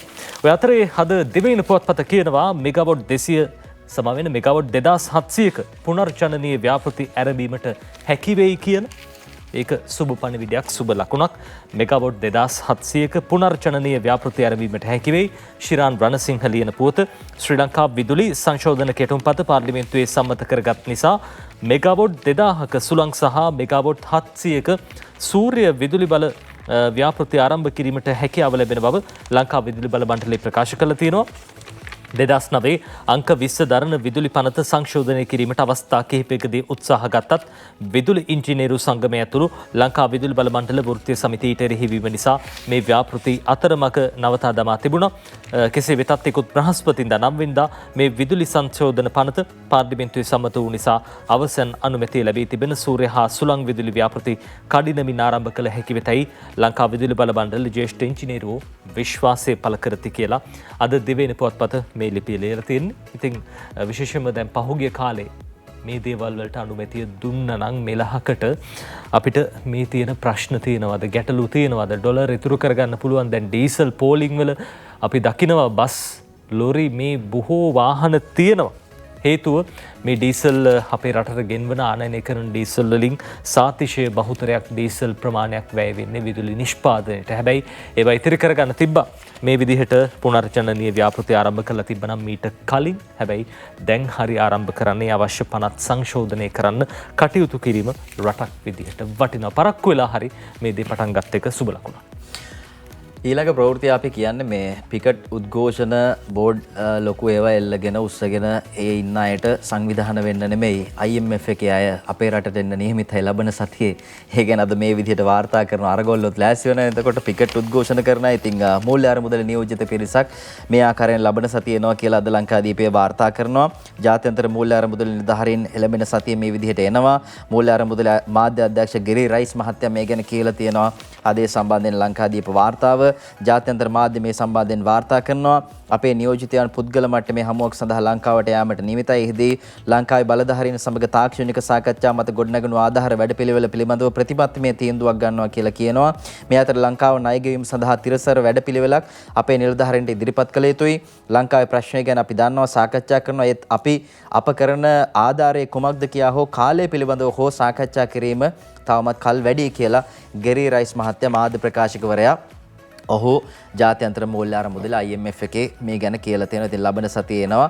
රට ගැන කතා කරද්දී අපිට IMF එකේ සහයෝගය අනිවාර්යෙන් ඕනි කියන තැනට ඇවිල්ලා තියෙනවා. ඉතින් ඒ අනුව අපි බලමු ලබන සතිය ආවහම මොකක්ද ඊළඟ පියවර මේ එන්නේ තාක්ෂණික සාකච්ඡාවලට. මෙතනින් එහා වාර්තා කරද්දී අපි යනවා අරුණ පත්තරයට. අරුණ පත්තරේ කියනවා එක්සත් ජාතීන්ගේ සංවිධානයේ මානුෂීය ආධාර ප්‍රමාණයක් අපිට ලැබෙනවා කියලා. ඒ අනුව එක්සත් ජාතීන්ගෙන් ලංකාවට ඩොලර් මිලියන 47ක මානුෂීය ආධාර සැලසුමක් කියලා මේ ආකාරයෙන් කියනවා. නයන තරංග ගමගේ ලියන්නේ ලංකාවේ ආර්ථික අර්බුදයෙන් ඍජුව පීඩාවටපත් මිලියන 1.7ක ජනතාවට ශ්‍රේණික සහන සැලසීම වෙනුවෙන් එක්සත් ජාතීන්ගේ සංවිධානයේ ඒකාබද්ධ මානුෂීය අවශ්‍යතා ප්‍රමුඛතා සැලසුම් පහුගිය ජූනි 9 වෙනිදා දියත් කරනවා. ඉතින් ඒ අනුව තමයි මේ විදිහට මානුෂීය ආධාර තොගයක් අපිට හම්බ වෙන්නේ කියලා අරුණ වාර්තා කරනවා. ඒ විදිහට ආධාර විශේෂයෙන්ම ඒ පහසුකම් ඒ දේවල් ලැබෙන අතරෙදී අපේ රට ගැන ගතු කියන්න පිරිසක් දැන් ජිනීව වලට ගිහින් ඉන්නවා. දෙවෙනි පුවත්පත කියනවා ඉස්සරහට මුණ දෙන්න වෙන තවත් අභියෝගයක් පිළිබඳව. ඒ තමයි ජිනීවා මානව හිමිකම් සමුළුව දැන් සඳුදා ආරම්භ වෙනවලු. රුසියාව එනවාද යන්න තවම රහසක්. ඔය අතරේ ඩයස්පෝරා කණ්ඩායම් 10කුත් ගිහිල්ලා කියලා තමයි දෙවෙනි පුවත්පත කියන්නේ. ඉතින් අර සමහර වෙලාවට සමීර අපිට මේ දේවල් දැක්කහම හිතෙනවා තියෙන ප්‍රශ්න මදිවටද මේ දේවල් කියලා කොහොමුණත් කීර්ති වර්ණකුල සූරිය ලියනවා අද මේ විදිහට මේ පොත 50 වෙනි ජිනීවා මානව හිමිකම් සමුළුව ජුනි 13 වෙනිදා සඳුදා ආරම්භ වෙනවා. ඒ කියන්නේ හෙට දවසේ ආරම්භ වෙනවා. රුසියාව මේ සමුළුවට සහභාගී වන්නේද යන්න ගැන මෙතෙක් වාර්තා වෙලා නැහැ. බටහිර රටවල සින් රුසියාවට මානව හිමිකම් සමුළුවෙන් ඉවත් කළ යුතු බවට දැක්වෙන යෝජනාවක් ගෙනීමට ක්‍රියා කරන බවද අනාවරණය වෙලා තියෙනවා. මේ අතර කොටි ඩයස්පෝරා කණ්ඩායම් 10ක්ද මේ වන විට ජිනීවා වෙත පැමිණ තිබේ. ඔවුන් ශ්‍රී ලංකාව තුළ වෙනම රටක් ඇති කළ යුතු බවට දැක්වෙන යෝජනාවක්ද මානව හිමිකම් කවුන්සිලයට යෝජනා කරලා තියෙනවා කියලා අද දෙවෙනි පුවත්පත කියනවා. විශේෂයෙන්ම දැන් මේ ඩයස්පෝරාව ඉල්ලීම ශ්‍රී ලංකාව තුළ වෙනම රටක් ඇති කරන්න ඕනේ කියලා. ඒ රටේ හරි තෙල් තිබ්බොත්, ඉන්ධන තිබ්බොත්, ගෑස් තිබ්බොත් අපේ කට්ටිය රටට හරියයි කියලාත් අපිට හිතෙනවා. ඒ කොහොමුණත් වෙනම රටක් ඇති කරන්න ඉඩ දෙන්න ඕනේද? මේ නොකිය කියන්නේ LTTට උමනා වුණු දේ මේ ඩයස්පෝරාව කරන්න හදනවා කියන එකද? එහෙමනම් ඊට එරෙහිවත් පීවර ගන්න ඕනේ අපේ රට පැත්තෙන්. ඒ අවශ්‍ය ගතු කියන්න නැත්නම් මේ තොරතුරු කියන්න, නිවැරදි දේ කියන්න මේ පිරිසක් යවන්න ඕනේ. ඒ අතරේ සමීර දැන් රුසියාව සහ චීනය රුසියාව ටිකක් අපේ රටත් එක්ක හිත හොඳ නෑ කියන්නේ. එහෙමද දන්නෙත් නැහැ පහුගිය කාලේ වෙච්ච දේවල් එක්ක. ඒ කොහොමුණත් අපිට මානව හිමිකම් කවුන්සිලෙදී ජගත් මේ මහමණ්ඩල සමුළුවේදී මේ හැම තැනකදීම අපිට සහයෝගය දෙන්නේ චීනය, රුසියාව. ඉතින් ඒ අයත් තරහ කරගන්න නැතුව හොඳින් තියාගත්තොත් අපිට ඉස්සරහට යන්න පුළුවන්. ඒ කොහොමුණත් ඉතින් අපි බලාගෙන ඉමු මේ සඳහා රජෙන් නිවැරදි යහපත් ප්‍රතිචාර දැක්විය යුතුමයි. එහෙම නොවෙන්නට වෙනම රටක් ඇති වෙන එක වළක්වන්න බැහැ කියලාත් හිතෙනවා. අපි බලමු ඉස්සරහට. සමීර විරාමයක් ලබා ගන්නත් ඕනේ. ඔව් අපි විරාමයක් ගන්න ඕනේ. ඊට කලින් අජිත් ජිනීවා මානව හිමිකම් සමුළුව ආරම්භ වෙන්න තියෙද්දී මේ තවත් අනේ අහිංසක අසරණ කට්ටියක් ජිනීවා යන්න ලෑස්ති කියලා තියෙනවා. ගෙවල් ගිනි තැබුවාට එරෙහිව ආණ්ඩුවේ පිරිසක් ජිනීව යනවා කියලයි මේ ආකාරයෙන් වාර්තා කරන්නේ. අජන්ත කුමාර අගලකඩ ලියනවා ලංකාදීපිට යනුව සිය ගේ දොර ගිනි තබා විනාශ කිරීම සම්බන්ධයෙන් සාධාරණ එල්ල අන්තර් පාර්ලිමේන්තු සංගමයට සහ ජිනීව මානව හිමිකම් කොමිසමට පැමිණිලි කරන්න කටයුතු කරනවා මැති ඇමතීන් පිරිසක් මේ විදිහට කියලා ප්‍රමිත බණ්ඩාර තෙන්නකෝන් මහත්තයා තමයි කියලා තියෙන්නේ. හිටපු වරාය හා නාවික අමාත්‍යවරයා තමයි මේ ආකාරයෙන් සඳහන් කරලා තියෙන්නේ. මෙහෙම යනවා කියලා. ඉතින් ජිනීවා අයටත් වැඩ වැඩි වෙනවා. ඉක්ොත් මැයි මාස 9 වෙනිදා වූ සිද්ධීන් වලින් පස්සේ කඩා කප්පල්කාරී සිදුවීම් ඇති වුණා. ඉතින් මැති ඇමති 80කගේ පමණ නිවාස ගිනි තියලා තියෙනවා, විනාශ කරලා තියෙනවා කියලා තියෙන. ඉතින් මේවට නීතිය ක්‍රියාත්මක වෙන අතරතුරේ තමයි අපි දන්නවා මේවට සම්බන්ධ වුණ අය ඒ සියලු දෙනාට නීතිය ක්‍රියාත්මක වෙන තේ අතරේ තමයි මේගොල්ලෝ කියන්නේ ඒගොල්ලෝ යනවා කියලා ජිනීව වලට, ඒ වගේම අන්තර් පාර්ලිමේන්තු සංගමයට ගිහිල්ලා පැමිණිලි කරනවා කියලා මේ සිදුවීම් සම්බන්ධයෙන් අද ලංකාදීපය වාර්තා කරනවා. අපි විරාමයකට යන් අනතුරුව තවත් තොරතුරු සංචාරක ව්‍යාපාරය ගැන කියන්න ලෑස්තියි.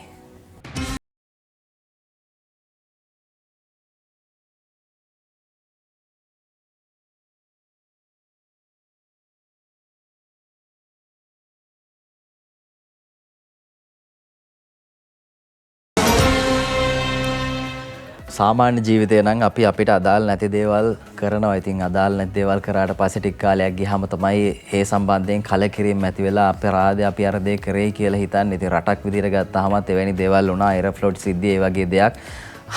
රුසියානු යානාව ගැන කතා කරද්දී, ගුවන් යානය ගැන කතා කරද්දී අද ඒ සම්බන්ධයෙන් සිළුමිණ වාර්තා කරනවා. එරෆ්ලොට් ආරක්ෂාව ඉල්ලලා තියෙනවා. අපහු එන්න නම් මේ ආකාරයෙන් කියනවා. ටිරානේ වේවැල්ලගේ තමයි මේ ආකාරයෙන් ලියන්නේ. අනුව ශ්‍රී ලංකාවට යාලි ගුවන් සේවා ගුවන් යාන අයවීමට නම් පසුගියදා සිදු වූ ඒ සිදුවීම නැවත සිදු නොවන බවට ලංකාවේ බලධාරීන් විසින් තහවුරු කරන්න ඕනි කියලා රුසියාවේ මොස්කව් නුවර එරට ජනාධිපති මාධ්‍ය ප්‍රකාශක දිමිත්‍රි පෙස්කෝව් මහත්තයා කියලා තියෙනවා. ඒ මහතාගේ ප්‍රකාශයෙන් නිල් නිවේදනයක් විදිහට රුසියාවේ නිල මාධ්‍ය ටාස් ප්‍රවෘත්ති සේවය වාර්තා කරනවා. ඒකත් උපුටා දැක්වමින් තමයි අද සිළුමිණ මේ විදිහට වාර්තා කරන්නේ. දැනට తాවකාලිකව ගුවන් යානා පැමිණීම නවතා දමා ඇති අතර යලිත් ගුවන් යානා පැමිණීම ආරම්භ වීමට නම් පසුගියදා එරෆ්ලොට් ගුවන් යානයේ රඳවා ගැනීම වැනි සිදුවීම් නැවත සිදු නොවන බවට ශ්‍රී ලංකා බලධාරීන් විසින් තහවුරු කරන්න ඕනි කියලා රුසියානු ජනාධිපති මාධ්‍ය ප්‍රකාශකවරයා මේ ආකාරයෙන් කියනවා. ඔහු වැඩිදුරටත් කියලා තියෙනවා හිටපු ජනාධිපති මෛත්‍රීපාල සිරිසේන මහතා විසින් එරෆ්ලොට් ගුවන් යානා නැවත ශ්‍රී ලංකාවට එවීම සම්බන්ධයෙන් සිදු කරන ලද ඉල්ලීමක් නිල වශයෙන් මොස්කව් වෙත ලැබිලා නැහැ කියලත් මේ ආකාරයෙන් වාර්තා කරලා තියෙනවා. ඉතින් නිල වශයෙන් එහෙම එකක් ලැබිලා නැහැ. කෙසේ නමුත් එතුමගේ පැත්තෙන් කිව්වා එහෙම දෙයක් වුණා කියලා. කොහොම වුණත් එරෆ්ලොට් ආරක්ෂාව ඉල්ලලා තියෙනවා අපේ රටේ මේ වගේ සිද්ධියක් නැවත ඇති වෙන්නේ නැහැ කියන කාරණේ ලබා දෙන්න කියන දේ. ඉතින් ඒකත් එක ඒගොල්ලෝ ලෑස්ති නැවත අපේ රටට ගුවන් යානා එවන්න. අර සමීර කියපු කාරණාව අදාළම නැති දෙයක් කියන දේ විශේෂයෙන්ම දැන් මේ පෝලන්ත රක්ෂණ සමාගමක රක්ෂණ වාරික ගෙවල නැති හින්දා ඒ සමාගම තමයි සමීර මේ නඩු පවරන්නේ ගුවන් ගමන් තහනම් කරන්න කියලා. ඉතින් ලංකාවේ අධිකරණයකින් පුළුවන් ද වෙනත් රටක දෙයක් එහෙම රඳවා තබා ගන්නත් කියන දේ ප්‍රශ්නයක්. ඒ ගැන අපි දැක්ක දේශපාලන ලෝකේ විවිධ කතාබහ නිර්මාණය වෙන වෙනත් කොළඹ වාණිජ්‍ය මහාධිකරණයේ තීන්දුවක් ලබා දෙන්නේ. අධිකරණ තීන්දුවට ගරු කරනවා. පියාසර කරන්න ඔන්න මෙන්න කියලා තිබිදී යානේ නතර කර ගන්නවා. මේ මගීන් එක්ක මගීන්ට පහසුකම් දෙන්න සිද්ධ වෙනවා එරෆ්ලොට් ගුවන් සමාගමට. සාමාන්‍යයෙන් අපි දන්නවා දැන් ඒ වගේ දෙයක් වුණාම ඒ ඉන්න මගින් 250 දෙනාටම හෝටල් පහසුකම් දෙන්න ඕනේ. අති විශාල වියදමක් ගුවන් සමාගමට දරන්න සිද්ධ වුණා එරෝෆ්ලොට් ගුවන් සමාගමට. ඒ පාඩුව විශේෂයෙන් ඒ පිළිබඳව සමහර වෙලාවට අපේ පාර්ශවයෙන්ුත් කතා බහ කෙරුන්නේ නැහැ. හැබැයි ඔවුන් සඳහන් කළ තිබා ඔවුන් ගුවන් යාන අපි දන්නවා පියාසර කරන්න නම් රක්ෂණයක් හිමි කරගන්න ඕනේ. දැන් අපි දන්නවා සාමාන්‍ය අපි පාවිච්චි කරන වාහනයක් වුණත් පාරේ ගෙනියන්න බෑ රක්ෂණ ආවරණයක් නැත්තම්. මේ මගේ ජීවිත අනතුරේ ගුවන් යානාවලත් ඒ විදිහට තියෙන. ඉතින් ගුවන් යානාවල රක්ෂණය කරන්න ඕනේ. ඔවුන් රක්ෂණ වාරිකය ගෙවලා තිබෙන්නේ නැහැ. හැබැයි දේශීය සමාගමකින් යානේ රක්ෂණ කරලා තිබ්බේ. ඒ හින්දා පියාසර කරන බාධාවක් තිබෙන්නේ නැහැ. ඉතින් කොහොමුණත් වාණිජ්‍ය මහාධිකරණ ලබා දුන් තීන්දුවට ගරු කළා. ඒ පිස්කල්වරයා ඉතාමත් ඉක්මනින් ඇවිල්ලා ගුවන්තොටුපළට ගුවන් යානේ නවත්තලා ඒ වගේ සිදුවීම් ගණනාවක් වුණා. අවසානයේ අපේ රටේ නම ජාත්‍යන්තරේ හැල්ලුවට ලක් වුණාද මන්ද කියලාත් හිතෙනවා. දැන් අපේ රටින් අපනයනය කරන තේවලට ඉස්සරහට තියෙන ඉල්ලුම අඩු වෙයිද? රුසියානු සංචාරකයෝ ලංකාවට එයිද? ප්‍රශ්නයක්. ඔය සියලු ප්‍රශ්න අතරේ තමයි ජනාධිපතිතුමා පහුගිය සිකුරාදා දවසේ කියන්නේ සංචාරක ව්‍යාපාරයට යලි පණ දෙන්න ජනපතිගෙන් උපදෙස් කියලා. අද මව්බිම පුවත්පත මේ පිළිබඳව ලියනවා. මේ විදිහට මව්බිම පුවත්පතේ ඇතුල් පිටුවක මේ පිළිබඳව තොරතුරු සඳහන් වෙනවා. ජනාධිපතිතුමා අදාළ නිලධාරීන්ට උපදෙස් දුන්නා. විවිධ වෙනත් පැතිවලින් හොයන්න උත්සාහ කරන්න මේ වෙනත් ක්‍රම හොයන්න උත්සාහ කරන්න කියලා ජනාධිපතිතුමන් සඳහන් කළා. සංචාරකයන්ගෙන් වකැනීමට නව ප්‍රවේශ හඳුනාගත යුතු බව සංචාරක අමාත්‍යාංශයේ ප්‍රගති සමාලෝචන සාකච්ඡාවට පසුගියදා ජනාධිපති මන්දිරයේ එකතු වෙච්ච අවස්ථාවේදී ජනාධිපති ගෝඨාභය රාජපක්ෂ මහත්මයා සඳහන් කළා සංචාරක ව්‍යාපාරයට ඍජු හා වක්‍ර සම්බන්ධ පිරිස මිලියන 4ක් ඉක්මවන බවත් පාස්කු ප්‍රහාරය හා කොවිඩ් වසංගතයෙන් අඩපණ වූ සංචාරක ව්‍යාපාරයේ යථා තත්ත්වයට පත්වෙමින් තිබෙදී උද්ගත වූ ආර්ථික අර්බුද හේතුවෙන් නැවත පසුබෑමකට ලක්ව ඇති බවත් ජනාධිපති මාත්‍යාංශයේ නිවේදනයක් නිකුත් කරමින් සඳහන් කළා කියලා වැඩිදුරටත් කියන එතුමගේ උනන්දුවක් තියෙනවා මේ සංචාරක ව්‍යාපාරයේ සංචාරක කර්මාන්තයේ නංවන්න අර සමහර වෙලාවට සමීර මේ දේවල් දකිනකොට අපි අතර ඕන තරම් අය ඉන්නවා හොඳ වැඩ කරන්න නැත්නම් හරි වැඩ කරන්න හැබැයි අනික් අය පෙරලන බාල්දි හින්දා සමහර වෙලාවට ඒ මඩත් ගෑවෙන්නේ ඒ හොඳ වැඩක් කරන්න උත්සාහ කරන පිරිසේ අපිට ජනාධිපතිතුමාගෙත් ඒ වගේ දෙයක් පේනවා අනික් කට්ටිය මේ කරගන්න දෙන්නේ නැද්ද කියලාත් හිතන තරමටම පහුගිය දවස්වල අපි දැක්කා ගාලු මුදුර අරගලයට සිද්ධ වෙච්ච පහර දීම මේ නීතිය ක්‍රියාත්මක නොකිරීම පිටිපස්සේ එතුමා උපදෙස් දුන්නා කියලා කිව්ව ජනාධිපතිතුමා ඔය අතරේදී ගුවන් යානයේ සිදුවීමත් එලෙසමයි ඉතින් මේ හැමදේම අවසානයේ ප්‍රතිඵලය එතුමාගේ ගිණුමට තමයි බැර වෙන්නේ. හැබැයි එතුමා කියලා දෙනවා සංචාරක ව්‍යාපාරයේ නංවන්න දැන් වැඩපිළිවෙලක් ඉක්‍රාමත් ඉක්මනින් ක්‍රියාත්මක කරන්න කියලා අලුත් ප්‍රවේශ මාර්ග හඳුනා ගන්න කියලා. ඔය අතරේ දැන් පෙට්‍රල් නැත්නම් ඩීසල් ප්‍රශ්න අපි හැමදෙනෙක්ටම සංචාරක කර්මාන්තයටත් ඒක බලපානවා. සංචාරකයෝ මෙහෙ ඇවිල්ලා සමහර වෙලාවට විදුලිය නැතුව මේ රැය පහන් කරන වෙලාවල් තිබ්බ පහුගිය කාලේ දැන් පැයකට දෙකකට සීමා වෙලා තියෙනවා. මේකත් සංචාරක කර්මාන්තයට බලපෑමක්. දැන් විදුලි බල ක්ෂේත්‍රයේ පැත්තෙන් වගේම මේ ඉන්ධන පැත්තෙන් ගත්තාම ඛනිජ තෙල් නීතිගත සංස්ථාව සඳහන් කරලා තියෙනවා තව සතියකට පෙට්‍රල් තියෙනවා කියලා අද මව්බිම් පුවත්පතේ ගැන කියනවා. චාමර අමරසූරිය මේ ගැන ලියන්නේ මෙරට තුළ පවතින පෙට්‍රල් සහ ඩීසල් සංචිත සීමා සහිත වුවද නිකුත් කිරීමට හැකියාවක් ලැබෙන්නේ තව සතියකටත් අඩු කාලයකට බව ලංකා ඛනිජ තෙල් නීතිගත සංස්ථා ආරංචි මාර්ග සඳහන් කරනවලු. ඔන්න ඒ වැඩිදුර තොරතුරු මේ විදිහට ලියවෙනවා. විශේෂයෙන්ම දැන් අපි දැක්කා ඉන්ධන හිඟේ පිළිබඳව මේ ලොකුවට කතා බහ ඇති වෙනවා. ඩීසල් පෝලිම් පෙට්‍රල් පෝලිම් ඊයේ දවසෙත් තිබ්බ බොහෝ තැන්වල පෙට්‍රල් සහ ඩීසල් දැනට දැඩි සීමාවක් යටතේ ඉන්ධන හල් වෙත නිකුත් කරන බවට අනාවරණය කළේ ආරංචි මාර්ග මින් විශාලම බලපෑමක් එල්ල වී තිබෙන්නේ ඩීසල් සංචිත සඳහා බලපා ඇති අතර නැවත ඩීසල් නෞකාවක් ලබන 16 වෙනිදා පැමිණෙන තෙක් පවතින ඩීසල් සංචිත දැඩි සීමාවන් යටතේ බෙදා හැරීමට සංස්ථාව කටයුතු කරමින් තියෙනවා. 16 වෙනිදාලු ආයි නැවක් එන්නේ. ලබන 16 වෙනිදා මෙරටට පැමිණෙන්නේ ඩීසල් මෙට්‍රික් ටොන් 40000ක තොගයක් බවද තෙල් සංස්ථා ඉහළ පෙළේ ප්‍රකාශකයෙකු තහවුරු කරලා තියෙනවා. පෙට්‍රල් නෞකාවක් නැවත මෙරටට ළඟාවීමට නියමිත වෙත්තේ ලබන 21 වෙනිදා වන අතර එසේම එලෙස පැමිණෙන නෞකාවේ පෙට්‍රල් මෙට්‍රික් ටොන් 35000ක් පවතින බවද එම ප්‍රකාශකයා සඳහන් කළා. පවතින ඩොලර් අර්බුදය හමුවේ 16 සහ 21 වෙනිදා පැමිණෙන මෙම ඉන්ධන ලබාගෙන නැත්තේ ඉන්දියානු ණය ආධාර යටතේ බවද සඳහන් වෙනවා කියලා තොරතුරු කියනවා. ඉතින් ප්‍රශ්න හැමතැනම දැන් පෙට්‍රල් නැවක් එන්නේ 21 වෙනිදා ඩීසල් එන්නේ 16 වෙනිදා.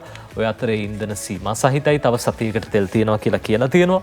මේ දේවල් දැඩි සීමාවන් යටතේ බෙදන්නේ. ඊයේ දවසෙත් අපි දැක්ක ඇතම් ඉන්ධන පිරවුම් හල් වලට සාමාන්‍යයෙන් වෙනදට මේ ලීටර 13300ක් විතර බෙදන තැන්වලට ඊයේ දවසේ ලීටර 3000ක් විතර බෙදලා තිබේ. පෝලිං වල හිටියට පෝලිං වල අග අන්තිම හරිය ඉන්න අයට තෙල් නැහැ. අවසානයේ මේ දේවල් ගැටුම් බවට නිර්මාණය වෙනවා. අපි දැක්ක ඊයේ දවසෙත් කිසියම් ආකාරයක සිදුවීම් කිහිපයක් වාර්තා වෙනවා. පීඩනයට පත් වෙලා ඉන්නේ. පීඩාවට ලක් වෙලා ඉන්නේ. ඒ හින්දා හොඳටම ඉන්ධන පුරව ගන්න පුළුවන් කියලා විශ්වාසයක් තියෙනවා නම් විතරක් පොලිමකට යන්න නැත්නම් ඉතින් ගිහින් තීරුමක් නැහැ. ඔව් ඉතින් තෙල් තියෙනවා කියලා කියනවා සතියකට. හැබැයි වැඩේ තියෙන්නේ තෙල් ඒගොල්ලෝ කියන තැන් වල තිබිලා වැඩක් නැහැ. තෙල් තියෙනවනේ ෂෙඩ් එකේ. ෂෙඩ් එකට ගියාම තෙල් නැහැනේ. ඒකනේ ප්‍රශ්නේ. ඉතින් මේවා අපි මතක තියාගන්න ඕනේ කාරණේ තමයි ඉන්දියන් ක්‍රෙඩිට් ලයින් එකෙන් ඉන්දියන් ණය ආධාරමත් තමයි මේ තෙල් ටික මේ විදිහට හරි හම්බ වෙන්නේ. ඒතකොට ඒකත් ඉවරුනහම ඊළඟට තෙල් කොහෙන්ද ගන්නෙ? ඊළඟට මොකද්ද කරන්නේ? මොකද්ද ගන්න පියවරයන්? මේ සියල්ල ඉදිරියේදී දැවන්ත අර්බුද ගණනාවකට යයි. ඉතින් මේවා ජනතාව විදිහට මුහුණ දෙන්න වෙන ප්‍රශ්න මේවා තේරුම් අරගෙන කටයුතු කරන එක තමයි වටින්නේ.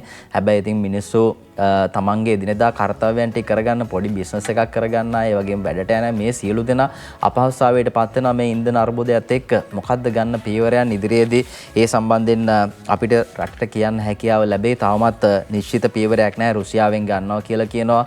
රුසියාවත් එක්ක එකඟතාවයකට යනවා කියලා තාම එහෙම කිසිම දෙයක් නැහැ. ඉතින් මේ අතරේ තමයි මේ වගේ ගැටුම් ඉන්ධන නොමැතිකම නිසා ඇති වෙන්න පටන් අරගෙන තියෙන්නේ. මේ අතරේ අද වාර්තා කරනවා ලංකාදීපයේ පිරිපහදුව වහලා බොහොම තෙල් රටින් ගෙන්නලා කියලා කියනවා. දාශීල් එනගේ ලියන්නේ මෙරට පිරිපාදුව වහලා තිබුණු අවස්ථාවන් වල භූමිතෙල් විශාල ප්‍රමාණයක් ඩොලර් ගෙවලා ආනයනය කරලා තියෙනවා කියලා කන්තෙල් පොදු සේවක සංගමය සඳහන් කරලා තියෙනවා. අද ඒ සම්බන්ධයෙන් මේ ආකාරයෙන් කියනවා පිරිපහදුව ක්‍රියාත්මක වෙද්දී අතුරු නිෂ්පාදනයක් වශයෙන් ලබා ගන්න භූමිතෙල් ජනතාවට අලෙවි කරනවට අමතරව වඩාත් පිරිසුදු කර ගුවන් යානා ඉන්ධන වශයෙන් අලෙවි කරලා ඩොලර් ලබාගත් බව මේ සංගමය කියලා තියෙනවා. අශෝක රංගවල මහත්තයා අවම මිලට භූමිතෙල් නිෂ්පාදනය කර ගැනීමට හැකියාව තිබේදී රටට ඩොලර් නැති අවස්ථාවේ ඩොලර් දීලා භූමිතෙල් ලබාගෙන තියෙනවා කියලයි මේ ආකාරයෙන් ඔවුන් සඳහන් කරලා තියෙන්නේ. ඉතින් භූමිතෙල් සහනාධාරයක් ලබා දුන්නා. අපි දන්නවා අපේ රටේ දීවර කර්මාන්තයට භූමිතෙල් විශාල ප්‍රමාණයක් ඕනේ බෝට්ටු වලට වගේ දේවල් වලට. ඊට පස්සේ ලංකාවේ කුඩා හා මධ්‍ය පරිමාණ ව්‍යාපාරිකයන් විජලනය සම්බන්ධයෙන් කතා කරද්දී විජලනය කරන ආහාර ද්‍රව්‍ය කල්තබා ගන්න ක්‍රම මේ වගේ නිෂ්පාදන කරන අයට අර ඩ්‍රයර් මැෂින් වලට ඒ වියලන මේ මැෂින් වලට ගොඩක් ඕනි භූමිතෙල්. ඒවා වැඩ කරන්න භූමිතෙල් වලින් ලංකාවේ තියෙන ඒවා. මේවට භූමිතෙල් නැහැ. පහුගිය කාලේ පෝලිං වල ඉඳියත් ගන්න බෑ. දිසාපති කාර්යාල වලින් කච්චේරි වලින් දෙනවා ගිහිල්ලා ලියුමක්. ඒ ලියුම ගිහිල්ලා මේ පෝලිං වල ගන්න තෙල් ලාම්පු තෙල් ගන්න ඉන්නකොට පිටිපස්සෙන් ඉන්න අය රණ්ඩුවට එනවා. ඉතින් මේ වගේ ප්‍රශ්න අර්බුද ගණනාවක් නිර්මාණය වුණා. මේ සියල්ලම වෙලා තියෙන කවුරු හරි එක්කෙනෙක් ගත්ත මේ අමනෝඥ මේ තීරණයක් හින්දා තෙල් පිරිපහදුව වහලා භූමිතෙලුත් රටින් ගේනවා. ඉතින් තෙල් සහනාධාරය දීලා භූමිතෙල් සහනාධාරයක් යම් විදිහක දීලා ඒ ගාන පෙට්‍රල් වලින් ඩීසල් වලින් වෙන්ද කවර් කරගත්තා. මේ වැඩේ ක්‍රියාත්මක වුණා පැහැදිලිව. හැබැයි තෙල් පිරිපහදුව වහලා මේ ආකාරයෙන් කටයුතු කිරීමත් එක්ක භූමිතෙලුත් පිටරටින් ගේන්න සිද්ධ වෙලා තියෙනවා. ඩොලර් ප්‍රශ්නෙත් එක්ක මේක දැවැන්ත අර්බුදයක් කියන එකයි මේ ආකාරයෙන් වාර්තා කරන්නේ. එතකොට ඉදිරිය ගැන කතා කරත් දැන් රුසියාවෙන් ආවා තෙල් පිරිපහදුව සඳහා තෙල් නැවක් ආවා. එතකොට මේ පිරිපහදුවට මොන තරම් ප්‍රමාණයක් මේ තෙල් වලට ගෙවලා තියෙනවද? ඒ වගේම රුසියාවෙන් පළවෙනි වතාවට තමයි මේ පිරිපහදු කරන්න ඕනි කරන තෙල් ගෙන්නන්නේ රුසියාවෙන්. අපි වෙනත් රටවල් වලින් ගත්තේ. එතකොට ඒවැ ගුණාත්මක තත්ත්වයේ කොහොමද මේ සියල්ලම ඉදිරියේදී ගැටළු විදිහට අපිට කතා කරන්න හැකියාව ලැබෙයි. කෙසේ නමුත් මේවා අවම කරගන්න හැකියාවක් තියෙනවා නම් ඒක තමයි වටින්නේ. මේ අතර ලංකාදීපයේ කියනවා පිරිපහදුවට බොරතෙල් ගෙන්වීමේත් නොගෙන්වීමත් කුමන්ත්‍රණයක් කියලයි මේ විදිහට වාර්තා කරන්නේ. අශෝක රංගවල මහත්මයා තමයි චෝදනාව කරන්නේ මේ පොදු සේවක සංගමයේ නියෝජනය කරමින් ඒ අනුව කොමිස් වලට තෙල් ගෙනෙල්ලා පිරිපහදුව විනාශ කළා කියලා මේ සමිති සියල්ල රජයට චෝදනා කරනවා. හැබැයි ඉතින් මේ චෝදනා කාටද යන්නේ? කවුද මේ චෝදනා බාරගන්නේ? ඇමතිවරු අපි දැක්කා. අද එක්කෙනෙක් ඉන්නවා, හෙට එක්කෙනෙක් ඉන්නවා, තව සතියක් එක්කෙනෙක් ඉන්නවා. ඉතින් මේවා කවුද මේවා බාරගන්නේ? තව ඇමති කෙනෙක් කිව්වා අපිට මතකයි ලංකාවේ මෙන්න හම්බ වෙලා තියෙනවා කන්තෙල් නිදියක් තියෙනවා. මේකෙන් මුළු ලංකාවම ගොඩ දානවා කියලා. දැන් ඒ ඇමතුමත් මන්ත්‍රීතුමෙක් වෙලා ඉන්නවා. ඉතින් මේ සියල්ලත් එක්ක තෙල් පිරිපහදුවට බොරතෙල් නොගෙන්වීම කුමන්ත්‍රණයක් කියලායි මේ ආකාරයෙන් චෝදනා කරන්නේ. මෙහි ප්‍රතිඵලයක් විදිහට බොරතෙල් නැවක් ගෙන්වා ගැනීමට නොහැකුණා. නමුත් මේ බොරතෙල් නැව ගෙන්වා ගැනීමේ නීත්‍යානුකූල භාවය සහ විදේශ විනිමය නිසි වේලාවට ලබා ගැනීමට නොහැකි වීමෙන් බොරතෙල් ගොඩ බෑමට සෑහෙන කාලයක් ගත වුණා. මේ නිසා වැඩි පිරිවැයක් ඒ වගේම ප්‍රමාද ගාසු ලෙස නැව් සමාගම් වලට ගෙවීමටත් සිද්ධ වුණා. අමතරව පිරිපහදුව ආරම්භ කිරීමත් දිනෙන් දිනම ප්‍රමාද වුණා. වසාදමා තිබූ පිරිපහදුව අබලන් තත්වයට පත්වීමේ දැඩි අවධානමක් ඇති වුණා. ඉතින් මේ බව දිගින් දිගටම බලධාරීන්ට පෙන්වා දුන්නා. බොරතෙල් නැව පිරිපහදුව වෙත ලබා ගැනීමට හැකියවීමෙන් යලි පිරිපහදුවේ නිෂ්පාදන කටයුතු ආරම්භ කළා කියලායි කියන්නේ. මේ ආකාරයෙන් මේ බොරතෙල් නැව පිරිපහදුවට රුසියාවෙන් ඉඳලා ආවා. ඉතින් ඒකත් එක්ක මේ කටයුතු ආරම්භ කරන්න පුළුවන් වුණා. හැබැයි චෝදනාවක් තියෙනවා පිරිපහදුවට බොරතෙල් නොගෙන්වීමත් කුමන්ත්‍රණයක් කියලා. ඉතින් එහෙමනම් මේ කුමන්ත්‍රණකාරයෝ තවදුරටත් මේක තියාගන්න ඇතුළෙත් ඇතිනේ මේ වගේම කුමන්ත්‍රණකාරයෝ වගේම පිටත් ඇති දේශපාලඥයොත් ඉන්නවා, නිලධාරීනුත් ඉන්නවා, විදුලි මාෆියාව වගේම තමයි. මේ අයට මොකද්ද කරන්නේ? මේ අය මේක තියාගෙන අපි තවදුරටත් තෙල් පෝලිං වල කොච්චර කාලයක් ඉන්න ඕනිද? මේක තමයි ප්‍රශ්නය ගැටලුව බවට පත් වෙලා තියෙන්නේ. කෙසේ නමුත් දැන් පිරිපහදුවේ කටයුතු ආරම්භ කරන්න හැකියාව ලැබිලා තියෙනවා කියලයි මේ විදිහට ඔවුන් කියලා තියෙන්නේ. මේ අතරේ ගෑස් ගැන කතා කරද්දී සල්ලි නැතුව ගෑස් නැව සිකුරාදාත් මුහුදේ කියලා අද ලංකාදීපේ තවත් ප්‍රවෘත්තියක් වාර්තා කරනවා සතියන්තේ ගෑස් බෙදන්න බැරි වෙයි කියලා ඉලෙක්ට්‍රෝ සමාගම කියනවා. සතියන්තේ ඔබට මේ අත්දැකීම ඇති. ඊයේ සහ අද ගෑස් ලබා ගන්න හැකි වුණේ නැහැ. ඉතින් සල්ලි නැතුව ගෑස් නැව සිකුරාදාත් මුහුදේ කියලයි මේ විදිහට වාර්තා කරන්නේ. තවමත් ඔබ ගෑස් සම්බන්ධයෙන් කතා කරද්දී ගෑස් පෝලිං වල අනේ කොහොම හරි ගෑස් එක ගන්න පුළුවන් වෙයි කියලා ඉන්නවා නම් එහෙම ඒ කාලය අපරාධ කියන එක හොඳින්ම හිතේ තබා ගන්න. මුදල් නොගෙවීම නිසා ගෑස් ගොඩ බෑම තවමත් ප්‍රමාද වෙලා තියෙනවා. ගෑස් රැගත් නෞකාවක් 1 වෙනිදා කොළඹ වරායට පැමිණි බවත් මුදල් අමාත්‍යාංශ ප්‍රකාශකයෙක් කියනවා. එහෙත් එම නෞකාවේ ගෑස් ගොඩ බෑම සඳහා මුදල් සොයා ගන්න නොහැකි වුණා කියලයි මේ විදිහට කනගාටුවෙන් වාර්තා කරලා තියෙන්නේ. ඉතින් ඊට අමතරව ඉන්ධන රැගත් නැව් දෙකක් සඳහා සිකුරාදා වනතුරුත් මුදල් ගෙවන්න නොහැකි වුණා කියලත් මේ විදිහට කියනවා. මේ නෞකා තුන සඳහාම අවශ්‍ය මුදල් කඩනමින් ගෙවීමට සැලසුම් කරලා තියෙනවා කියලත් වාර්තා කරනවා. ඉතින් කඩනමින් ගෙවන්න සැලසුම් කරා නම් මේ වෙද්දි ගෙවලා ඇති මේ තියෙන සිකුරාදා තත්වෙනේ අද ඉරිදා. එතකොට හෙට වෙද්දි හෙටත් රජයේ නිවාඩුවක්. ඒ නිසා රාජ්‍ය ආයතනවල සේවා පවත්වන්නේ නැහැ. පාසල් ටික නැහැ. පාසල් බස් රථ පෝලිමේ හිටියත් ඩීසල් ටික ලබා ගන්න බෑ. පෙට්‍රල් ටික ලබා ගන්න බෑ. මේ සියල්ලත් එක්ක ගෑසුත් සතියන්තේ නැහැ. එහෙමනම් ඉදිරි සතියේ මේ නිවාඩුවෙන් පස්සේ පොසොන් පොහොයෙන් පස්සේ මේ ප්‍රශ්න ටික යම් ආකාරයකින් ඊළඟ සතියේ යන්තම් ඇද ගන්න දුවා ගන්න පුළුවන් වෙයිද? එහෙම ප්‍රශ්නයක් තියෙනවා. හැබැයි එහෙම පුළුවන් කරගන්න පුළුවන් මේ හැකියාව ලැබෙන්න කියලා තමයි අපිටත් ප්‍රාර්ථනා කරන්න තියෙන්නේ. එතර සමීර අපි අර ඩීසල් සහ පෙට්‍රල් ප්‍රශ්න ගැන කතා කළා. දැන් ඩීසල් පෙට්‍රල් හරියාකාරව සපයන්නේ නැහැ. ඒ හින්දා ඒ කාලේදී ලීසිං සහනයක් දෙන්න කියලා ලීසිං හා ණයවාරික ගෙවන්නන්ගේ ඒකාබද්ධ සංගමේ ඉල්ලීමක් කරලා තියෙනවා. අද චමින්ද සිල්වායි ගැන ලියනවා දිවයිනට ඩීසල් පෙට්‍රල් ගෑස් ගැටලුවකින් තොරව ලබා ගැනීමට හැකි වෙනතුරු වාහන ලීසිං හා ණය ගෙවීමේදී සහනයක් ලබා ගැනීම ඇතුළු ඉල්ලීම් 5කට විසඳුම් ඉල්ලා ලීසිං හා ණයවාරික ගෙවන්නන්ගේ ඒකාබද්ධ සංගමය ශ්‍රී ලංකා මහ බැංකුව සහ ග්‍රාමාත්‍ය රනිල් වික්‍රමසිංහ මහත්මයා වෙත ලිපි ඉදිරිපත් කළා තියෙනවා. අප්‍රේල් 4 වෙනිදා මහ බැංකුව විසින් රටේ ජනතාවගේ ණය කරන 11.5% අමතර පොලිය නැවත සංශෝධනය කිරීම 2022 දෙසැම්බර් 31 දක්වා வாහන අත්පත් කර ගැනීම නැවැත්වීම ඩීසල් පෙට්‍රල් ගෑස් ගැටලුවකින් තොරව ලබා ගැනීමට හැකිවනතුරු ණය ගෙවීමේදී සහනයක් ලබා ගැනීම වැඩි කරන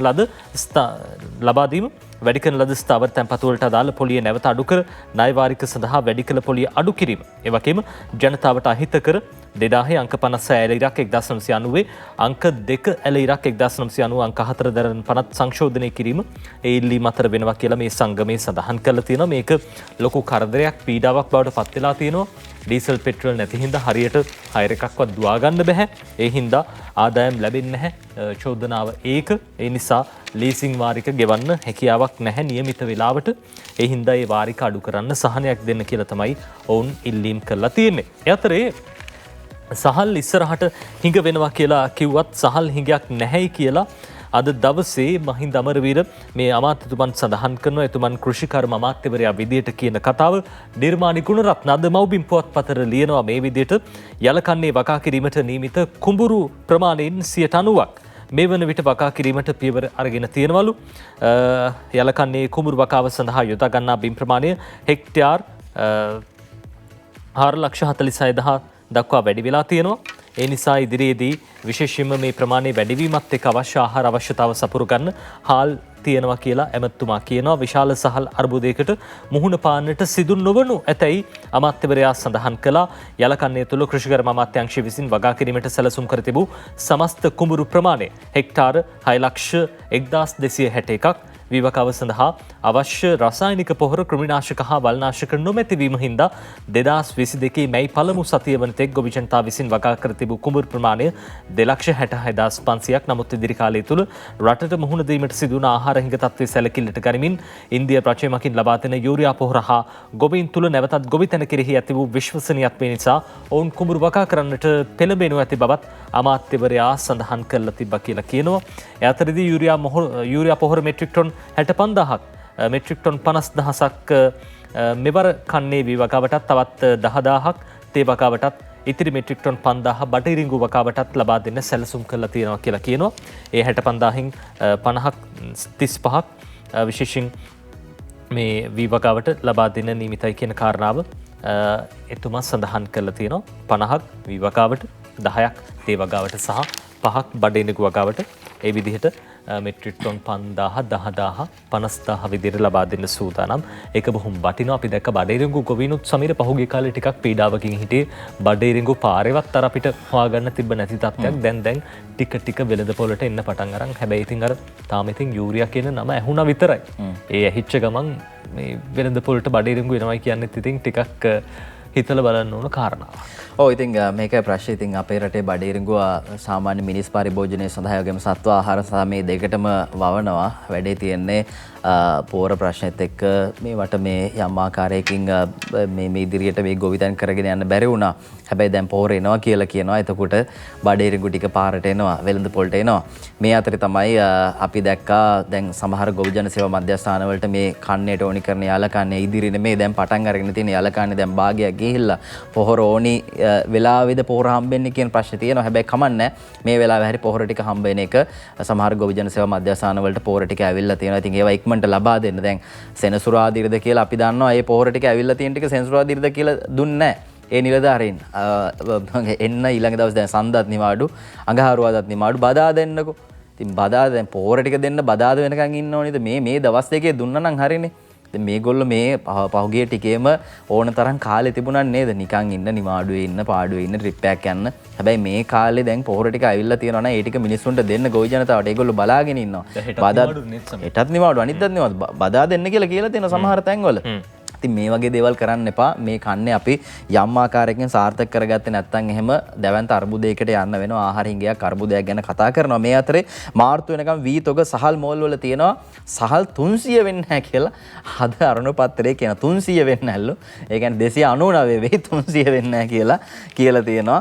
කෙසේ නමුත් මේ සම්බන්ධයෙන් දීර්ඝ වාර්තාවක් අරගෙන යනවා. දැන්ටත් 250ට වැඩි සාමාන්‍ය සහල් කිලෝවක් ගත්තාම නාඩු වේවා ඒ වගේම සම්භව වේවා 250කට වැඩි අලෙවි කරන්නේ 240යි ගහලා තියෙන්නේ. හැබැයි 240ට සමහර තැන්වල අලෙවි කරන්නේ නැහැ. රටේ සහල් අවශ්‍යතාවෙන් 35ක් පමණ සපයන මහා පරිමාණ මෝල් හිමියන් සතුව ඉදිරි මාස 8කට අවශ්‍ය වී තොග තියෙනවා, සහල් තියෙනවා කියලා මේ විදිහට කියලා තියෙනවා. ඉතින් මේ සම්බන්ධයෙන් අද අරුණ පත්තරේ වාර්තා කරනවා දෛනිකව එම වී මූලක වී මෙට්‍රික් ටොන් ලක්ෂ 8ක් පමණ සහල් බවට පත් කරනවා. මීට පෙර දෛනිකව පොළොන්නරුවේ පමණක් ටොන් 20ක් සහල් ලොරි 100ක් පමණ පළාත්වලට පිට පළාත්වලට බෙදා හැරියා. ඩීසල් හිඟේ නිසා දෛනිකව සහල් ලොරි 20කට පමණ මේ තත්ත්වය අඩු වෙලා තියෙනවා කියලයි මේ විදිහට වාර්තා කරන්න. ඉතින් හාල් මෝල් අයටත් ප්‍රශ්නයක් තියෙනවා. කුඩාද නැත්නම් මධ්‍යමද මහා පරිමාණද කියලා නෑ. ඒගොල්ලන්ට කොටාගත්ත හාල් ටික පිට පළාත් වලට යවන්න බෑ. ඩීසල් ප්‍රශ්නෙත් එක්ක මේ සම්බන්ධයෙන් ඔවුන් කියලා තියෙනවා. මේ අතරේ ඉදිරි මාස මාර්තු වෙනකන් ලංකාවේ හාල් හිඟයක් නෑ කියලා මේ ව්‍යාපාරේ ඉන්න අය කියනවා. හැබැයි සමහරු කියනවා හාල් හිඟයක් එනවා කියලා. ඉතින් ඒකත් එක්ක මිල දැවැන්ත විදිහට වැඩි වෙලා තියෙනවා. මේ දවස්වල ඔය පිට පළාත් වලට ගිහිල්ලා මේ කොළඹ ඉන්න අය වී එකතු කරගෙන යනවා. වී ගිහිල්ලා අරන් එනවා. කොළඹ ඉන්න අය අර මෝල් වලට වී ටික නැහැ. ඒ නිසා අපි දැක්කා මේ ප්‍රශ්න විතරක් නෙමෙයි තවත් ප්‍රශ්න ගණනාවක් මේ මහා පරිමාණ මෝල් මේ මෙහිමිකරුවන් මේ සියලු දෙනා හින්දා මධ්‍ය හා සුළු පරිමාණ මෝල් කර්මාන්තය දැන් මේ වෙද්දි දන ගහලා තියෙන්නේ, බිම වැටලා තියෙන්නේ 3000ක් විතර මෝල් තිබිලා තිනවා. දැන් තියෙන්නේ 60 ගානයි. ඉතින් මේ ප්‍රශ්නය සියල්ලම ඉදිරියේදී ජනතාවට මුහුණ දෙන්න සිද්ධ වෙන්නේ හාල් නැතිවීමක්ද, හාල් හිඟකමක්ද, අරගොල්ලෝ වී ටික අරගෙන හාල් ටික හංගගෙන ඉන්නවා. ඒගොල්ලන්ට ඕන විදිහට තමයි ඒවා වෙළඳ පොළට නිකුත් කරන්නේ. ගැටලු අර්බුද ගණනාවක් තියෙනවා. මේ අතර ඊයේ සුදු කැකළු කිලෝවක් සඳහා උපරිම සෙල්ලර මිලක් නියම කළා. ඒ රුපියල් 210ක් විදිහට. මේකත් එක්ක හාල් මිල, හාල් තියෙනවද නැති වෙනවද මේ සියල්ල අපි බලමු. විවිධ පාර්ශ්ව අදහස් පළ කරනවා මේ විෂය බහරා මාත්‍යවරයා. වී මෝල් හිමියෝ තමගේ නිෂ්පාදනය එළියට දාන ප්‍රමාණය අඩු කරලා තියෙනවා. සහල් හිගයක් ඇති වුණාම නැවත මිල වැඩි කරලා දෙන්න ඕන. ඒක තමයි සාමාන්‍ය ක්‍රමය. ඇමති මෝල් හිමියන්ගේ බෙල්ල මිරිකපුවම මෝල් හිමියා කරන්නේ පාරිභෝගිකගේ බෙල්ල මිරිකනවා. ඒතකොට පාරිභෝගිකයා මොකද කරන්නේ? ආයේ ඇමතිගේ බෙල්ල මිරිකනවා බඩු නැහැයි කියලා. ඒතකොට ආයේ ඇමති කරන්නේ හාල් මෝල් හිමියගේ බෙල්ල අතාරින්න. මම මහ ජනතාවට කියන්නේ අපි තීන්දුවක් ගත්තම මහ ජනතාව වෙනුවෙන් ගන්නෙ. එතකොට ඒකෙදි දැන් මේ තොග රැස් කිරීම වැඩිපුර මිලදී ගැනීම නිසා තමයි ඕනම වෙලාවක නිෂ්පාදකයෝ තමන්ගේ මිල වැඩි කරන්න උත්සාහ කරන්නේ. විශේෂයෙන් මම හිතනවා පාරිභෝගිකයෝ මේ වෙලේ වෙළඳ ඇමතිත් එක්ක ඉඳී කියලා. මොකද වෙළඳ ඇමතිවරයාගේ බෙල්ල පාරිභෝගික මිරිකුවොත් මට අනිත් එක අතාරින්න වෙනවා. මම ජනතාවට කියන්නේ ආහාර හිගයක්, සහල් හිගයක් එන්නේ නැහැ මේ රටේ. පහුගිය මහ කන්නේ වී තව මාස 4කට තියෙනවා. ඊළඟ යල කන්නෙන් එන අස්වැන්න තවත් මාස 3කට තියෙනවා. එතකොට ඉදිරි මාස 7ක් සඳහා අපිට වී තියෙනවා. ඒ වගේම දැන් මෝල් හිමියෝ සමග සාකච්ඡාකදී ඒගොල්ලෝ පිළිගන්නවා ඒගොල්ලෝ ළඟත් මාස 4කට වී තියෙනවා කියලා. හැබැයි පාලන මිල දාපු ගමන් අපි ළඟ වී නැහැ කියනවා. එතකොට ආනයනය කිරීම සඳහා ගෙන්නනවා අපි මෙච්චර ප්‍රමාණයක් ගියදී කියනවා නෑ අපි ළඟත් වී තියෙනවා කියලා. මම වෙයිල් මෝල් හිමියන්ට බයින්නේ නෑ. හැබැයි ඒ අයගේ තීන්දුව හැමතිස්සෙම ගත්ත වෙලේ රජයල් පිටිපස්සට ගියයි කියන එක රටේ මිනිස්සු දන්නවා. ඉතින් මම කියන්නේ මේ වෙලේ තව සුමාන 3ක් 4ක් අපිට මේ පාලන මිලට ඇතුළතදී හාල් නිෂ්පාදකයෝ දුන්නොත් අපිට මේක යම් දුරට සමනය කරගන්න පුළුවන්. අත්‍යවශ්‍ය ආනයනය කරුවොත් එක්කත් මම සාකච්ඡා කරලා තියෙනවා. පසුගිය මාස එකහමාරක් දෙකක් තුල විශාල වශයෙන් භාණ්ඩ බිල ඉහළ ගියා. ඒවට හේතු තියෙනවා. හැබැයි ඒ තුනටත් වැඩි ප්‍රමාණයක් වැඩි කරලා තියෙනවා. මම ඉදිරි සතිය තුල සීනි පරිප්පු වැනි අත්‍යවශ්‍ය භාණ්ඩ සඳහා මීටත් එහා මිල වැඩි වුණොත් මේ සම්බන්ධව මම තීන්දුව ගන්න දැනට පාරිභෝගික අධිකාරියට කියලා තියෙනවා. මේ අතර අමාත්‍ය මහින්ද අමරවීර මහතා අද මාධ්‍ය හමුවක් පවත්වමින් කියා සිටියේ මෙවන විට අපේක්ෂිත ප්‍රමාණයට වඩා දෙගුණයක් කුඹුරු වගා කර ඇති බවයි. අපි ඇතුළු සියලුම අමාත්‍යාංශෙත් මේ රටේ ඉන්න විශේෂඥයින් සියලුම දෙනා අගමැතිතුමා ඇතුළු සියලුම දෙනා ආහාර අර්බුදය පිළිබඳව කිව්වා. මම අමාත්‍යාංශේ බාර ගන්නකොට මේ රටේ හෙක්ටයාර් 2,70,000කට ප්‍රමාණයක් තමයි වගා කරන්න සූදානම් වෙලා තිබුණේ. නමුත් ආහාර අර්බුදය ගැන කතා කිරීම නිසා හොඳ ප්‍රතිඵල විදියට මම කියන්න කැමතියි දැනටම 4,70,000කට වැඩිය හෙක්ටයාර් කුඹුරු වගා කරන්න පටන් අරගෙන තියෙනවා. පෝර නිකන් දුන්නු කන්න එක වගා කර ප්‍රමාණයත් අභිබවා ගිහිල්ලා වගා කරන මට්ටමට පත් වෙලා තියෙනවා. දෙගුණයකට ආසන්න වෙමින් යනවා ඉලක්ක කර ප්‍රමාණයට වැඩිය. දැන් ඇති වෙනවා නම් ඇති වෙන්න තියෙන්නේ අපිට සහල් ලිංගයක් දෙසැම්බර් අග සහ ජනවාරි මාසය. ආයේ පෙබරවාරි ඉඳලා ලස්සන එනවා.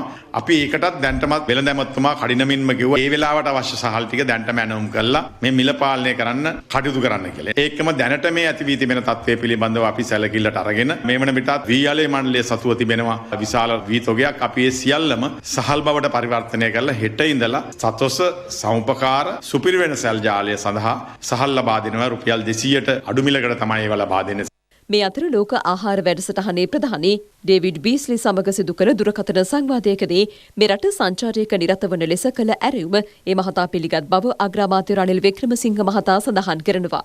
ඒ සිය ට්විටර් ගිණුමේ සටහනක් තබමින් ලෝක ආහාර වැඩසටහන මගින් මෙරටට ලබා දුන් සහයෝගය ඇගීමටද එම දුරකථන සංවාදයේදී කටයුතු කර තිබෙනවා.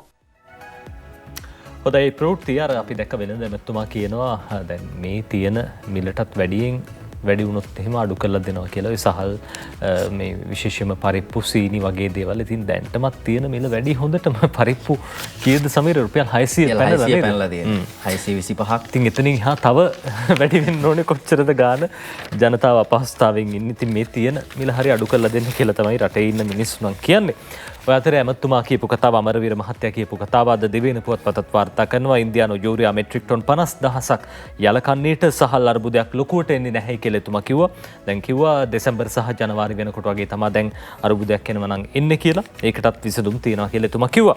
ඔය අතරේ අපි යනවා තවත් ප්‍රවෘත්තියකට. රාජ්‍ය අනුග්‍රහය දෙනවා නම් රටටම පොහොර දෙනවා කියලා පරිසර හිතකාමී පොහොර නිෂ්පාදකයන්ගේ සංගමය කියලා තියෙනවා. අර යූරියා ගේන්න ඕනේ නැහැ.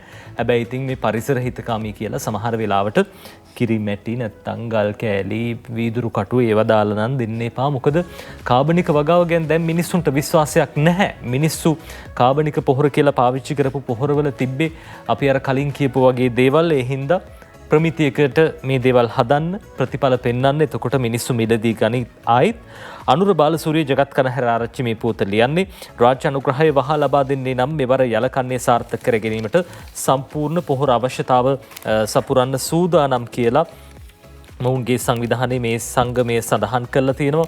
අද දවසේ ඇතුල් පිටුවක මේ පිළිබඳව තොරතුරු පළ වෙනවා මේ විදිහට. තමන් සූදානම් කියලා පරිසර හිතකාමී පොහොර නිෂ්පාදකයන්ගේ සංගමේ සභාපති ශම්මි කිරින්දේ මහත්තයා කියලා තියෙනවා.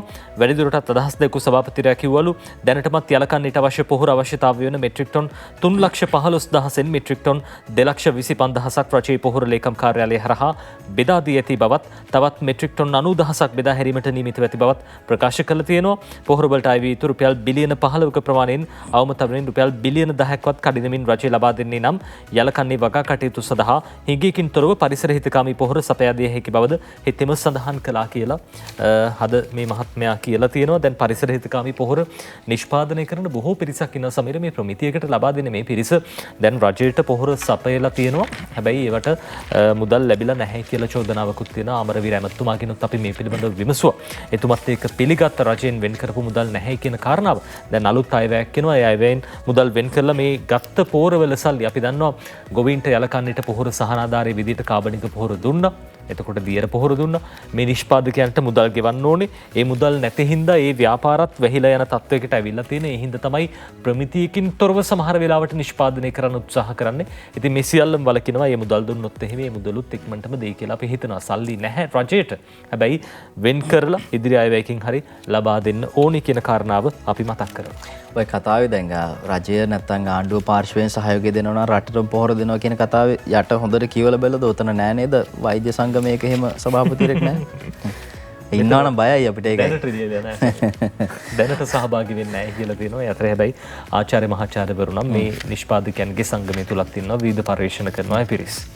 හරි කොහොම හරි රටට ඕනි කරන පොහොර ටික මේ සියලු දෙනාට මේවට උනන්දුවක් තියන අයට වඩා පුළුවන් අය ඉදිරිපත් වෙලා ලබා දෙන්න හැකියාව තියෙනවා නම් ඒක වටිනවා. හැබැයි අපිට සමහර නම් කියවෙනකොට බයයි. ඒ හින්දා තමයි එහෙම ඇහුවේ. මේ අතරේ බඩේරිඟුව ගාව ගැන කතා කරද්දී හමුදාවට අක්කර 1000ක් ලබා දෙන්න කටයුතු කරලා තියෙනවා. දාශීය ලියනගේ ලියන්නේ බඩේරිඟුව ගා කිරීම සඳහා යුද හමුදාවට කුඹුරු අක්කර 1000ක් ලබා දෙන්න කෘෂිකර්ම අමාත්‍යාංශය කටයුතු කරලා තියෙනවා කියලායි මේ විදිහට ලංකාදීපය වාර්තා කරන්න. ඉතින් අලුත් හමුදාපතිතුමා හාහපුරා කියලා ගියා ගෞරවනීය මහා සංඝරත්නයේ මුණ ගැහෙන්න මහානායක ස්වාමින් වහන්සේලා මුණ ගැහෙන්න එළියට එනකොට මාධ්‍යවේදීන් පිරිවරා ගත්තා. ඇහුවා ප්‍රශ්න ගණනාවක්. ඒවට උත්තර දෙනවා යුද හමුදාපතිතුමා ඊළඟට මොනවද කරන්න කියලා බලමු එතුමා කියන දේවල්.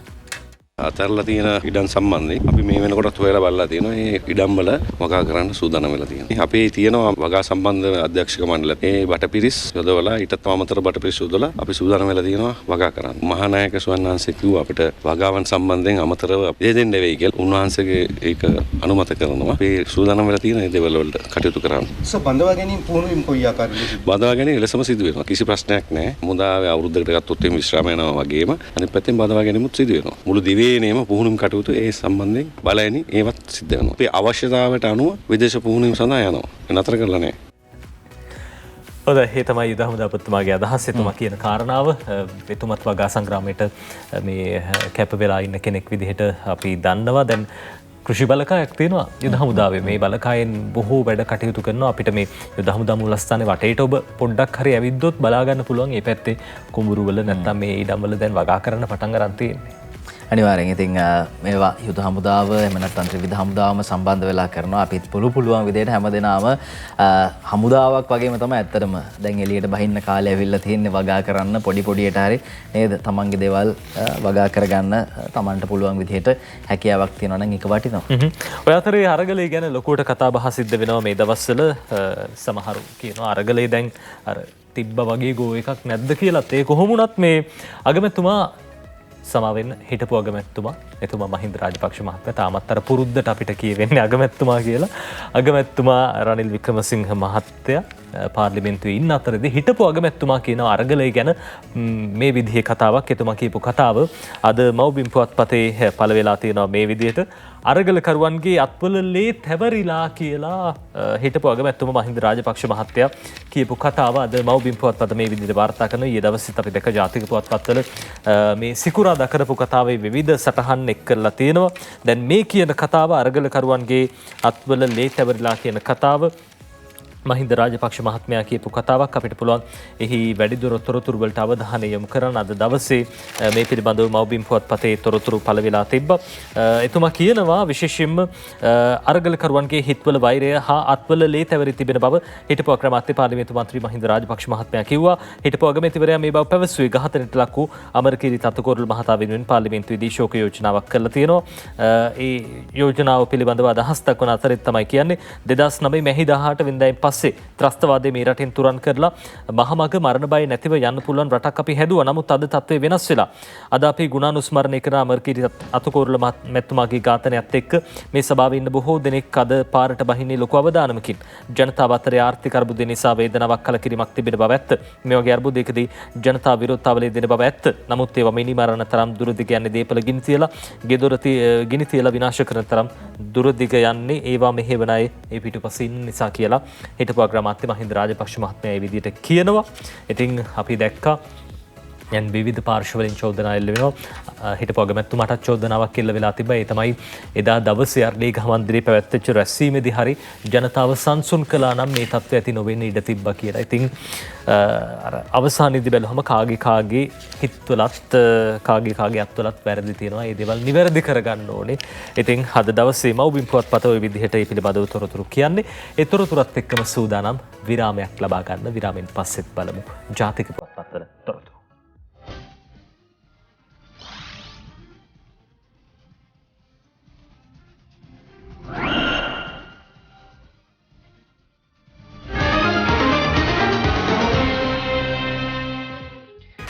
අපි දේශපාලනය ගැන කතා කරමින් හිටියේ. ඉතින් දේශපාලනය උඩ තියෙන ටික විතරයි අපිට පේන්නේ. මැද මොනහක් තියෙන්නේ, යට මොනහක් තියෙන්නේ මේවා පේන්නේ. ඒවා දවසින් දවස වෙනස් වෙනවා, එක එක මූණු වෙනවා. ඉදිරියට තව අමාත්‍යවරු දිවුරුම් දෙන්න තියෙනවා. හිතුවත් නැති අය. ඉතින් මේ විදිහට කතා කරන්න පුළුවන්. මේ අතරේ තමයි හිටපු අය, සමහර අය අයින් වෙන්න ලෑස්ති කියලා කියන්නේ ඉන්න අය. හිටපු අය නෙමෙයි ඉන්න අය. අද ඒ ගැන ලංකාදීපේ ප්‍රධාන ප්‍රවෘත්ති ලොකු ඉඩක් දීලා තියෙනවා. තවත් රාජපක්ෂ බලවතෙක් മന്ത്രി පුටුව අතහරිද ප්‍රශ්නාර්ථයක් එක්ක වාර්තා කරලා තියෙන්නේ. අජන්ත කුමාරාගලකට මෙන්න මූණු 4ක් තියෙනවා කවුද අයින් වෙන්නේ කියලා ප්‍රශ්නයක් දීලා තියෙනවා. උත්තරේ බලා ගන්න පුළුවන්කම ලැබෙයි ඉදිරියේදී.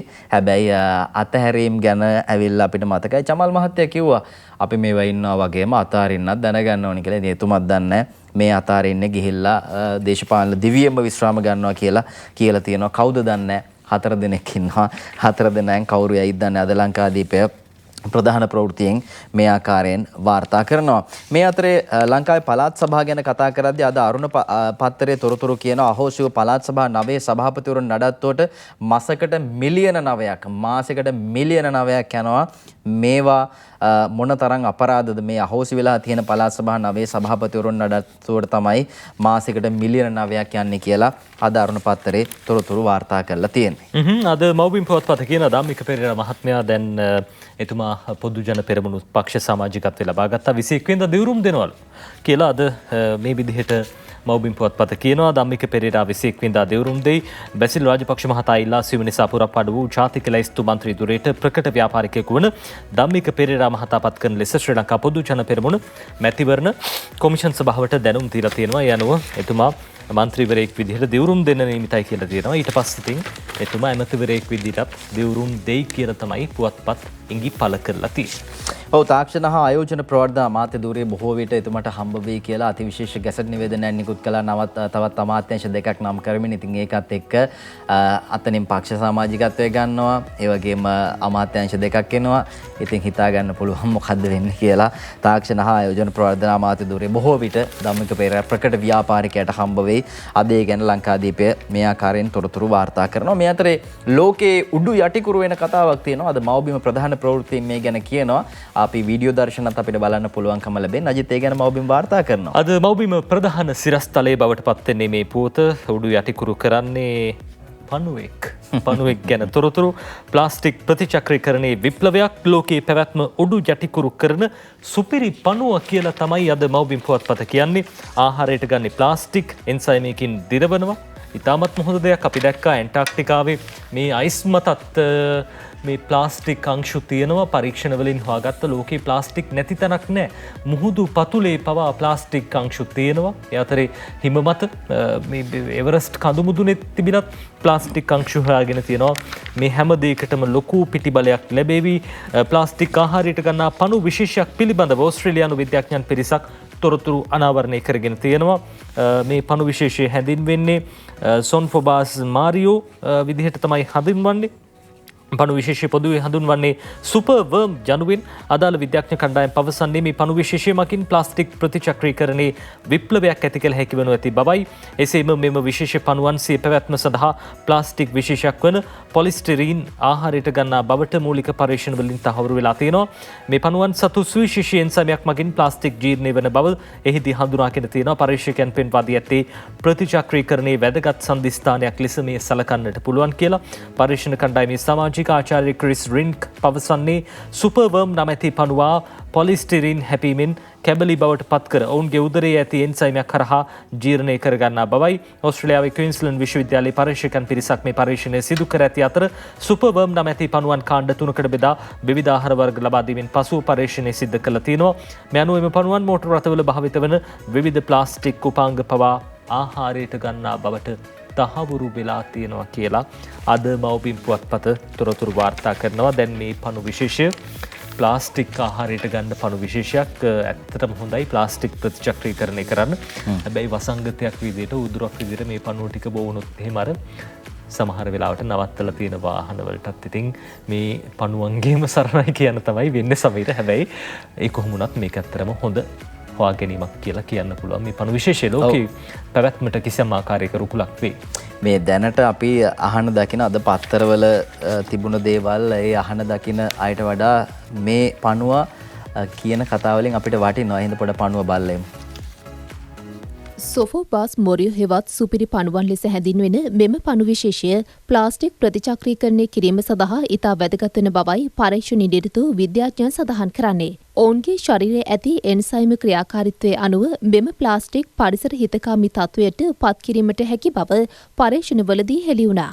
ඕස්ට්‍රේලියාවේ ක්වීන්ස්ලන්ඩ් විශ්වවිද්‍යාලයේ පරීක්ෂකයන් පිරිසක් මෙම අධ්‍යයනය සිදු කළා.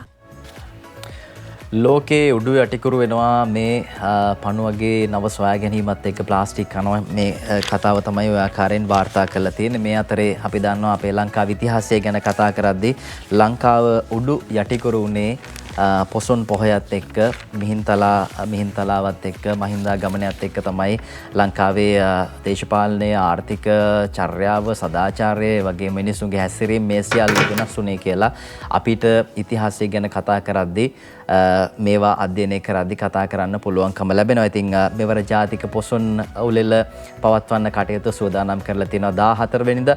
ඒ ගැන අද සිළුමිණ වාර්තා කරනවා. ජූනි 14 වෙනිදා අඟහරුවාදාට යෙදෙන පොසොන් පොහෝ දිනය නිමිති කරගෙන ජාතික පොසොන් දිනය මිහින්තලාව අනුරාධපුර අටමස්ථානය හා තන්තිරිමලය පුදබිම් කේන්ද්‍ර කරගනිමින් දේශීය මිත්‍යාවෙන් මුදා ගනිමු තේමාවෙන් පවත්වන්න කටයුතු කරලා තියෙනවා. දේශීය මිත්‍යාවෙන් මුදා ගනිමු කියන එක තමයි තේමාව බවට පත් වෙලා තියෙන්නේ. ඉතින් මිත්‍යාවෙන් අපි දකිනවා බොහෝ අය මේ කාරණයක් එක්ක දේශය මිත්‍යාවෙන් මුදා ගනිමු කියන තේමාවත් එක්ක තමයි පොසොන් පොහොය මෙවර සමරන්න කටයුතු සූදානම් කරන්නේ. අටමස්ථානාධිපති ආචාර්ය පූජ්‍ය පල්ලේගම සිරිනිවාස අපේ හාමුදුරුවෝ ඇතුළු මහා සංඝරත්නය, ඒ වගේම අනුරාධපුර දිස්ත්‍රික් ලේකම් ජයසුන්දරගේ මහත්මයාගේ ප්‍රධානත්වයෙන් පොසොන් උත්සව කමිටුව ඊට සමගාමීව ආගමික වතාවත් රැසක්ම සංවිධානය කරලා තියෙනවා. ඉරිදා හවස ඉසුරුමුණි විහාරය අසලින් ආරම්භ වෙනවා පෑන් පෙරහැර. ඉතින් පොසොන් උත්සව මාලාව මෙතනින් ආරම්භ කරන්න නියමිතයි කියලයි අනුරාධපුරයෙන් අපිට වාර්තා කරන්න හැකියාව ලැබෙන්නේ. ඉතින් මේ සියල්ලත් එක්ක අපි දන්නවා මෙවර පොසොන් උත්සවය වෙනුවෙන් අපේ සමහර අයට වෙන්ද වගේම අනුරාධපුරයට යන්න මිහින්තලාවට යන්න හැකියාව ලැබෙයිද? මොකද දැන් ඉස්සර වගේ නෙමේ සාමාන්‍යයෙන් අනුරාධපුරයට ගිහින් එන්න කාර් එකක රුපියල් 15000ක විතර පෙට්‍රල් යනවා. වෑන් එකක ගියත් ඉතින් මේ ගානම යනවා. ඉතින් වෙන්ද වගේ ගණන් වලට ගිහිල්ලා අපේ බැතිමතුන්ට අනුරාධපුරේ මිහින්තලාවට ගිහිල්ලා වන්දනාමාන කරගෙන මේ පොසොන් පින්කම් වලට සම්බන්ධ වෙන්න පුළුවන්කම ලැබෙයිද කියන ප්‍රශ්නේ තියෙනවා. කෙසේ නමුත් මේවට සම්බන්ධ වෙයි. දන්සල් අපි දන්නවා පොසොන් එකට තමයි වැඩිම දන්සල් ප්‍රමාණයක් ලංකාවේ තියෙන්නේ. මෙවරත් ඒ ආකාරයෙන් අනුරාධපුරයේ වේවා ලංකාවේ සියලු තැන්වල පොසොන් පින්කම් දන්සල් ඒ වගේම විශේෂයෙන්ම පොසොන් නිර්මාණ මේ සියල්ලම සංවිධානය කරලා තියෙනවා. අපි එවන් දෙයකට යන්න ලෑස්ති. 5 වසරකට පසු පොසොන් අසීරිය මවන කහවත්තේ පොසොන් තොරණ ගැන පොසොන් කලාපය ගැන අපි මේ විදිහට කියන්න ලෑසි. මේ ප්‍රවෘත්තිය යම් ආකාරයක වෙනසක් වෙන්න ඕනේ. 5 වසරකට පසු නෙමෙයි අවුරුදු 3කට පස්සේ තමයි මේ විදිහට මේ පොසොන් අසීරිය කහවත්තේදී තොරණත් එක්ක මේ සියලු කටයුතු මෙවර පවත්වන්න සූදානම් කරලා තියෙන. කහවත්තේ ජනතාව විශේෂයෙන්ම ව්‍යාපාරිකයන් අපි දන්නවා අවුරුදු ගණනාවක් මේක 1964 තමයි ගුරුගේ මහත්තයා පටන් ගන්නෙ. 53 වෙනි වතාවට තමයි මෙවර මේ පොසොන් ප්‍රදර්ශනයේ එහෙම නැත්නම් මේ පොසොන් කලාපය පවත්වන්න කටයුතු සූදානම් කරලා තියෙන්නේ. මෙවර තොරණ තියෙන වගේම 15000කට විතර ආහාර ලබා දෙන්න කටයුතු කරලා තියෙනවා. දන්සල පවත්වන්න ඉතාමත් හොඳ දෙයක් මේ කාලේ ඇත්තටම. හැබැයි ඉතින් දන්සල් වලට යන්න ඕනි අයද කියන එක ගැටලුවක් තියෙනවා. කොහොම හරි කමන්නේ මෙවර දන්සල දෙන්න අතිවිශාල ආකාරයෙන් දන්සල ලබා දෙන්න කටයුතු කරලා තියෙනවා කියලත් මේ විදිහට කියලා තියෙනවා. මේ අතර මේ තොරණේ මෙවර කතාව විශේෂයි. කුහක ජාතකයේ තමයි මෙවර කතාව බවට පත් වෙලා තියෙන්නේ. ඉතින් ඒකත් මේ කාලයට ගැලපෙන දෙයක්. ඒ නිසා අපි ඔබට ආරාධනා කරනවා කහවත්තේ මේ පොසොන් කලාපය බලන්න යන්න. සවැත් නුවර ජේතවනාරාමේදී එදා කොහොත් මේ තපස් රකින්න භික්ෂුන් වහන්සේ කොහොන් තපස් රකින්න භික්ෂුන් වහන්සේ නමක් අරඹයා තමයි බුදුන් වහන්සේ මේ කුහක ජාතකයේ දේශනා කළේ. ඉතින් කාලයකට පස්සේ ඔන්න කහවත්තේදී දැක බලා ගන්න පුළුවන්කම ලැබෙනවා කුහක ජාතකයේ. පොසොන් එකෙන් පස්සේ හොඳ ආදර්ශයන් ගණනාවක් එක්ක අපිට ඉදිරියට එක් කරන්න පුළුවන් වෙයි. අනුන්ගේ දේවල් කඩා වඩාගෙන අනුන්ගේ දේවල් හොරකම් කරලා ජීවත් වෙන අයට හොඳ උදාහරණයක් උපදෙසක් දෙන ජාතකයක් කුහක ජාතකය කියන්නේ. අර ජිනදාස ගුරුගේ මහත්තයා දිවංගත ජිනදාස ගුරුගේ මහත්මයා 64 අවුරුද්දේ තමයි කහවත්තේ තොරණ පටන් ගත්තේ. දැන් එතුමාගේ පුත්‍රයෙක් ගයාන් ගුරුගේ මහත්මයා මූලිකත්වය අරගෙන කටයුතු කරනවා. ඒ බව අපිට ආඩම්බරයක්. අපේ රටේ දේශීය ව්‍යාපාරිකයින් ව්‍යවසායකින් මේ කටයුත්තට මුල් පිරීම ගැන අපි ආඩම්බර වෙනවා. අපි බලමු අද දවසේ කාටුන්.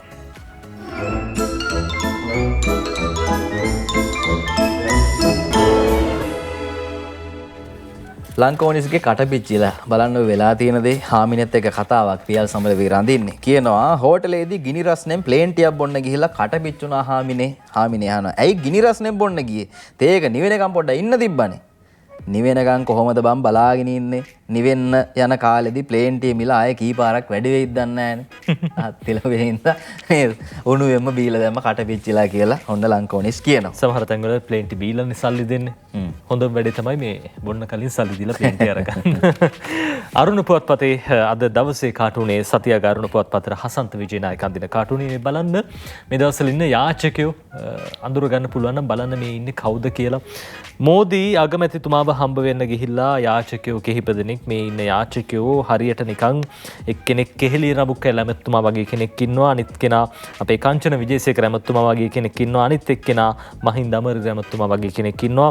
මේ කෙහෙලි රබුක්කැල වගේ ඇමතුමා අර සෞඛ්‍ය පැත්තෙන් බේත් හේත් පැත්තෙන් දේවල් හිඟා ගන්න කීයක් හරි දෙන්න කියලා ඉල්ලන අතරේදී කංචන විජේසේකර මහත්තයා තෙල් කියන කෝප්පය අල්ලනවා. ඒකටත් මොනවා හරි දෙන්න කියලා. ඒ අතරේ අමරදේව මහත්තයා හැරමිටියකුත් අරගෙන පෝර කියන මේ තැටි අරගෙන ඇවිල්ලා මේ කෝප්පය අරගෙන ඇවිල්ලා හිඟා කන්න යමක් හොයනවා. ඉතින් මේ දේ තමයි අපිට වෙලා තියෙන්නේ. ඉන්දියාවෙන් අපිට ගොඩක් දේවල් හිඟා කන්න වෙලාද කියලත් අපිට හිතෙනවා. දැන් ඉන්න අය මෙහෙම යනකොට හිටපු අය මොකද කියන්නේ කියලා ඔන්න ඊළඟට ඇඳලා තියෙනවා. ඉරිදා ප්‍රධාන කාටුනේ දිවයින පත්තරේ බලන්න මේ ඉන්නේ අමාත්‍යවරයෙක් වගේ කෙනෙක් අඳුර ගන්න පුළුවන්කම ලැබෙයි. කවුද කියලා අමුතුවෙන් කියන්න ඕනේ. මගේ ශක්ති ප්‍රමාණයෙන් සියලු දේ මම කළා කියනකොට බලන්න කිරිපිටි පොලිම එක පැත්තෙන් තියෙනවා. රට යන්න පොලිම තව පැත්තකින්, සහල් පොලිම තව පැත්තකින්, ගෑස් පොලිම දිගට තියෙනවා. මට ශක්ති ප්‍රමාණයෙන් මං ඔන්න සියලු දේ කළා. තෙල් පොලිමක් තියෙනවා යස්සේ කියලා තියෙනවා. පෝලිං හැදුවා තමයි. අපි බලමු තවත් කාටුනයක් සිළුමිණි පුවත්පතේ මේ බලන්න කාටුනේ දැන් රටේ වෙලා තියෙන ප්‍රශ්න ගැන එඩික්ලික් අදපු කාටුනයක්. රජය ඔන්න දැන් ප්ලේන් එකක් වගේ යනවා. මේ ප්ලේන් එකේ නගින්න මිනිස්සු බලන් ඉන්නවා. ඒක අතරේ විපක්ෂ ඉන්නවා, උද්ඝෝෂණ තියෙනවා, සාමාන්‍ය මිනිස්සු ඉන්නවා. ඒ අතරේ මේ බලන්න ප්ලේන් එකේ එල්ලිලා යන්න හදන කවුද කියලා නිකන් සාටකයක් දාපු මහත්තයෙක් වගේ. බැසිල් මහත්තයාද කොහෙද? එතුමා රජේ එල්ලිලා යනවා කියලා තමයි කියන්නේ. එතුමා ඉතින් දැන් අයින් වුණා. අපි සූදානම් මේ කාටුනයත් එක්ක සමීර අදට සතියක පත්‍රමේන්තුව අවසන් කර. අද දවසේදී කාලගුණ විද්‍යා දෙපාර්තමේන්තුව කියනවා ප්‍රදේශ කිහිපයකට වහිනවා කියලා බස්නාහිර සබරගමුව වයම් පළාත්වල වගේ මහනුවර නුවරඑළිය ගාල්ල මාතර දිස්ත්‍රික්කවලට විටින් විට වර්ෂාපතනය ලැබෙනවා කියලා කාලගුණ විද්‍යා දෙපාර්තමේන්තුව සඳහන් කරනවා. වැස්ස තියෙනවා. ගෙදර හරිත් මොනවා හරි දෙයක් වවා ගන්න පුළුවන් නම් හොඳ කාලයක් මේ කාලේ. හොඳයි අපි ගිහින් එන්නම්. හැමෝටම ජයග්‍රාහී වාසනාවන්ත සුබ දවසක්. අයබෝවන්.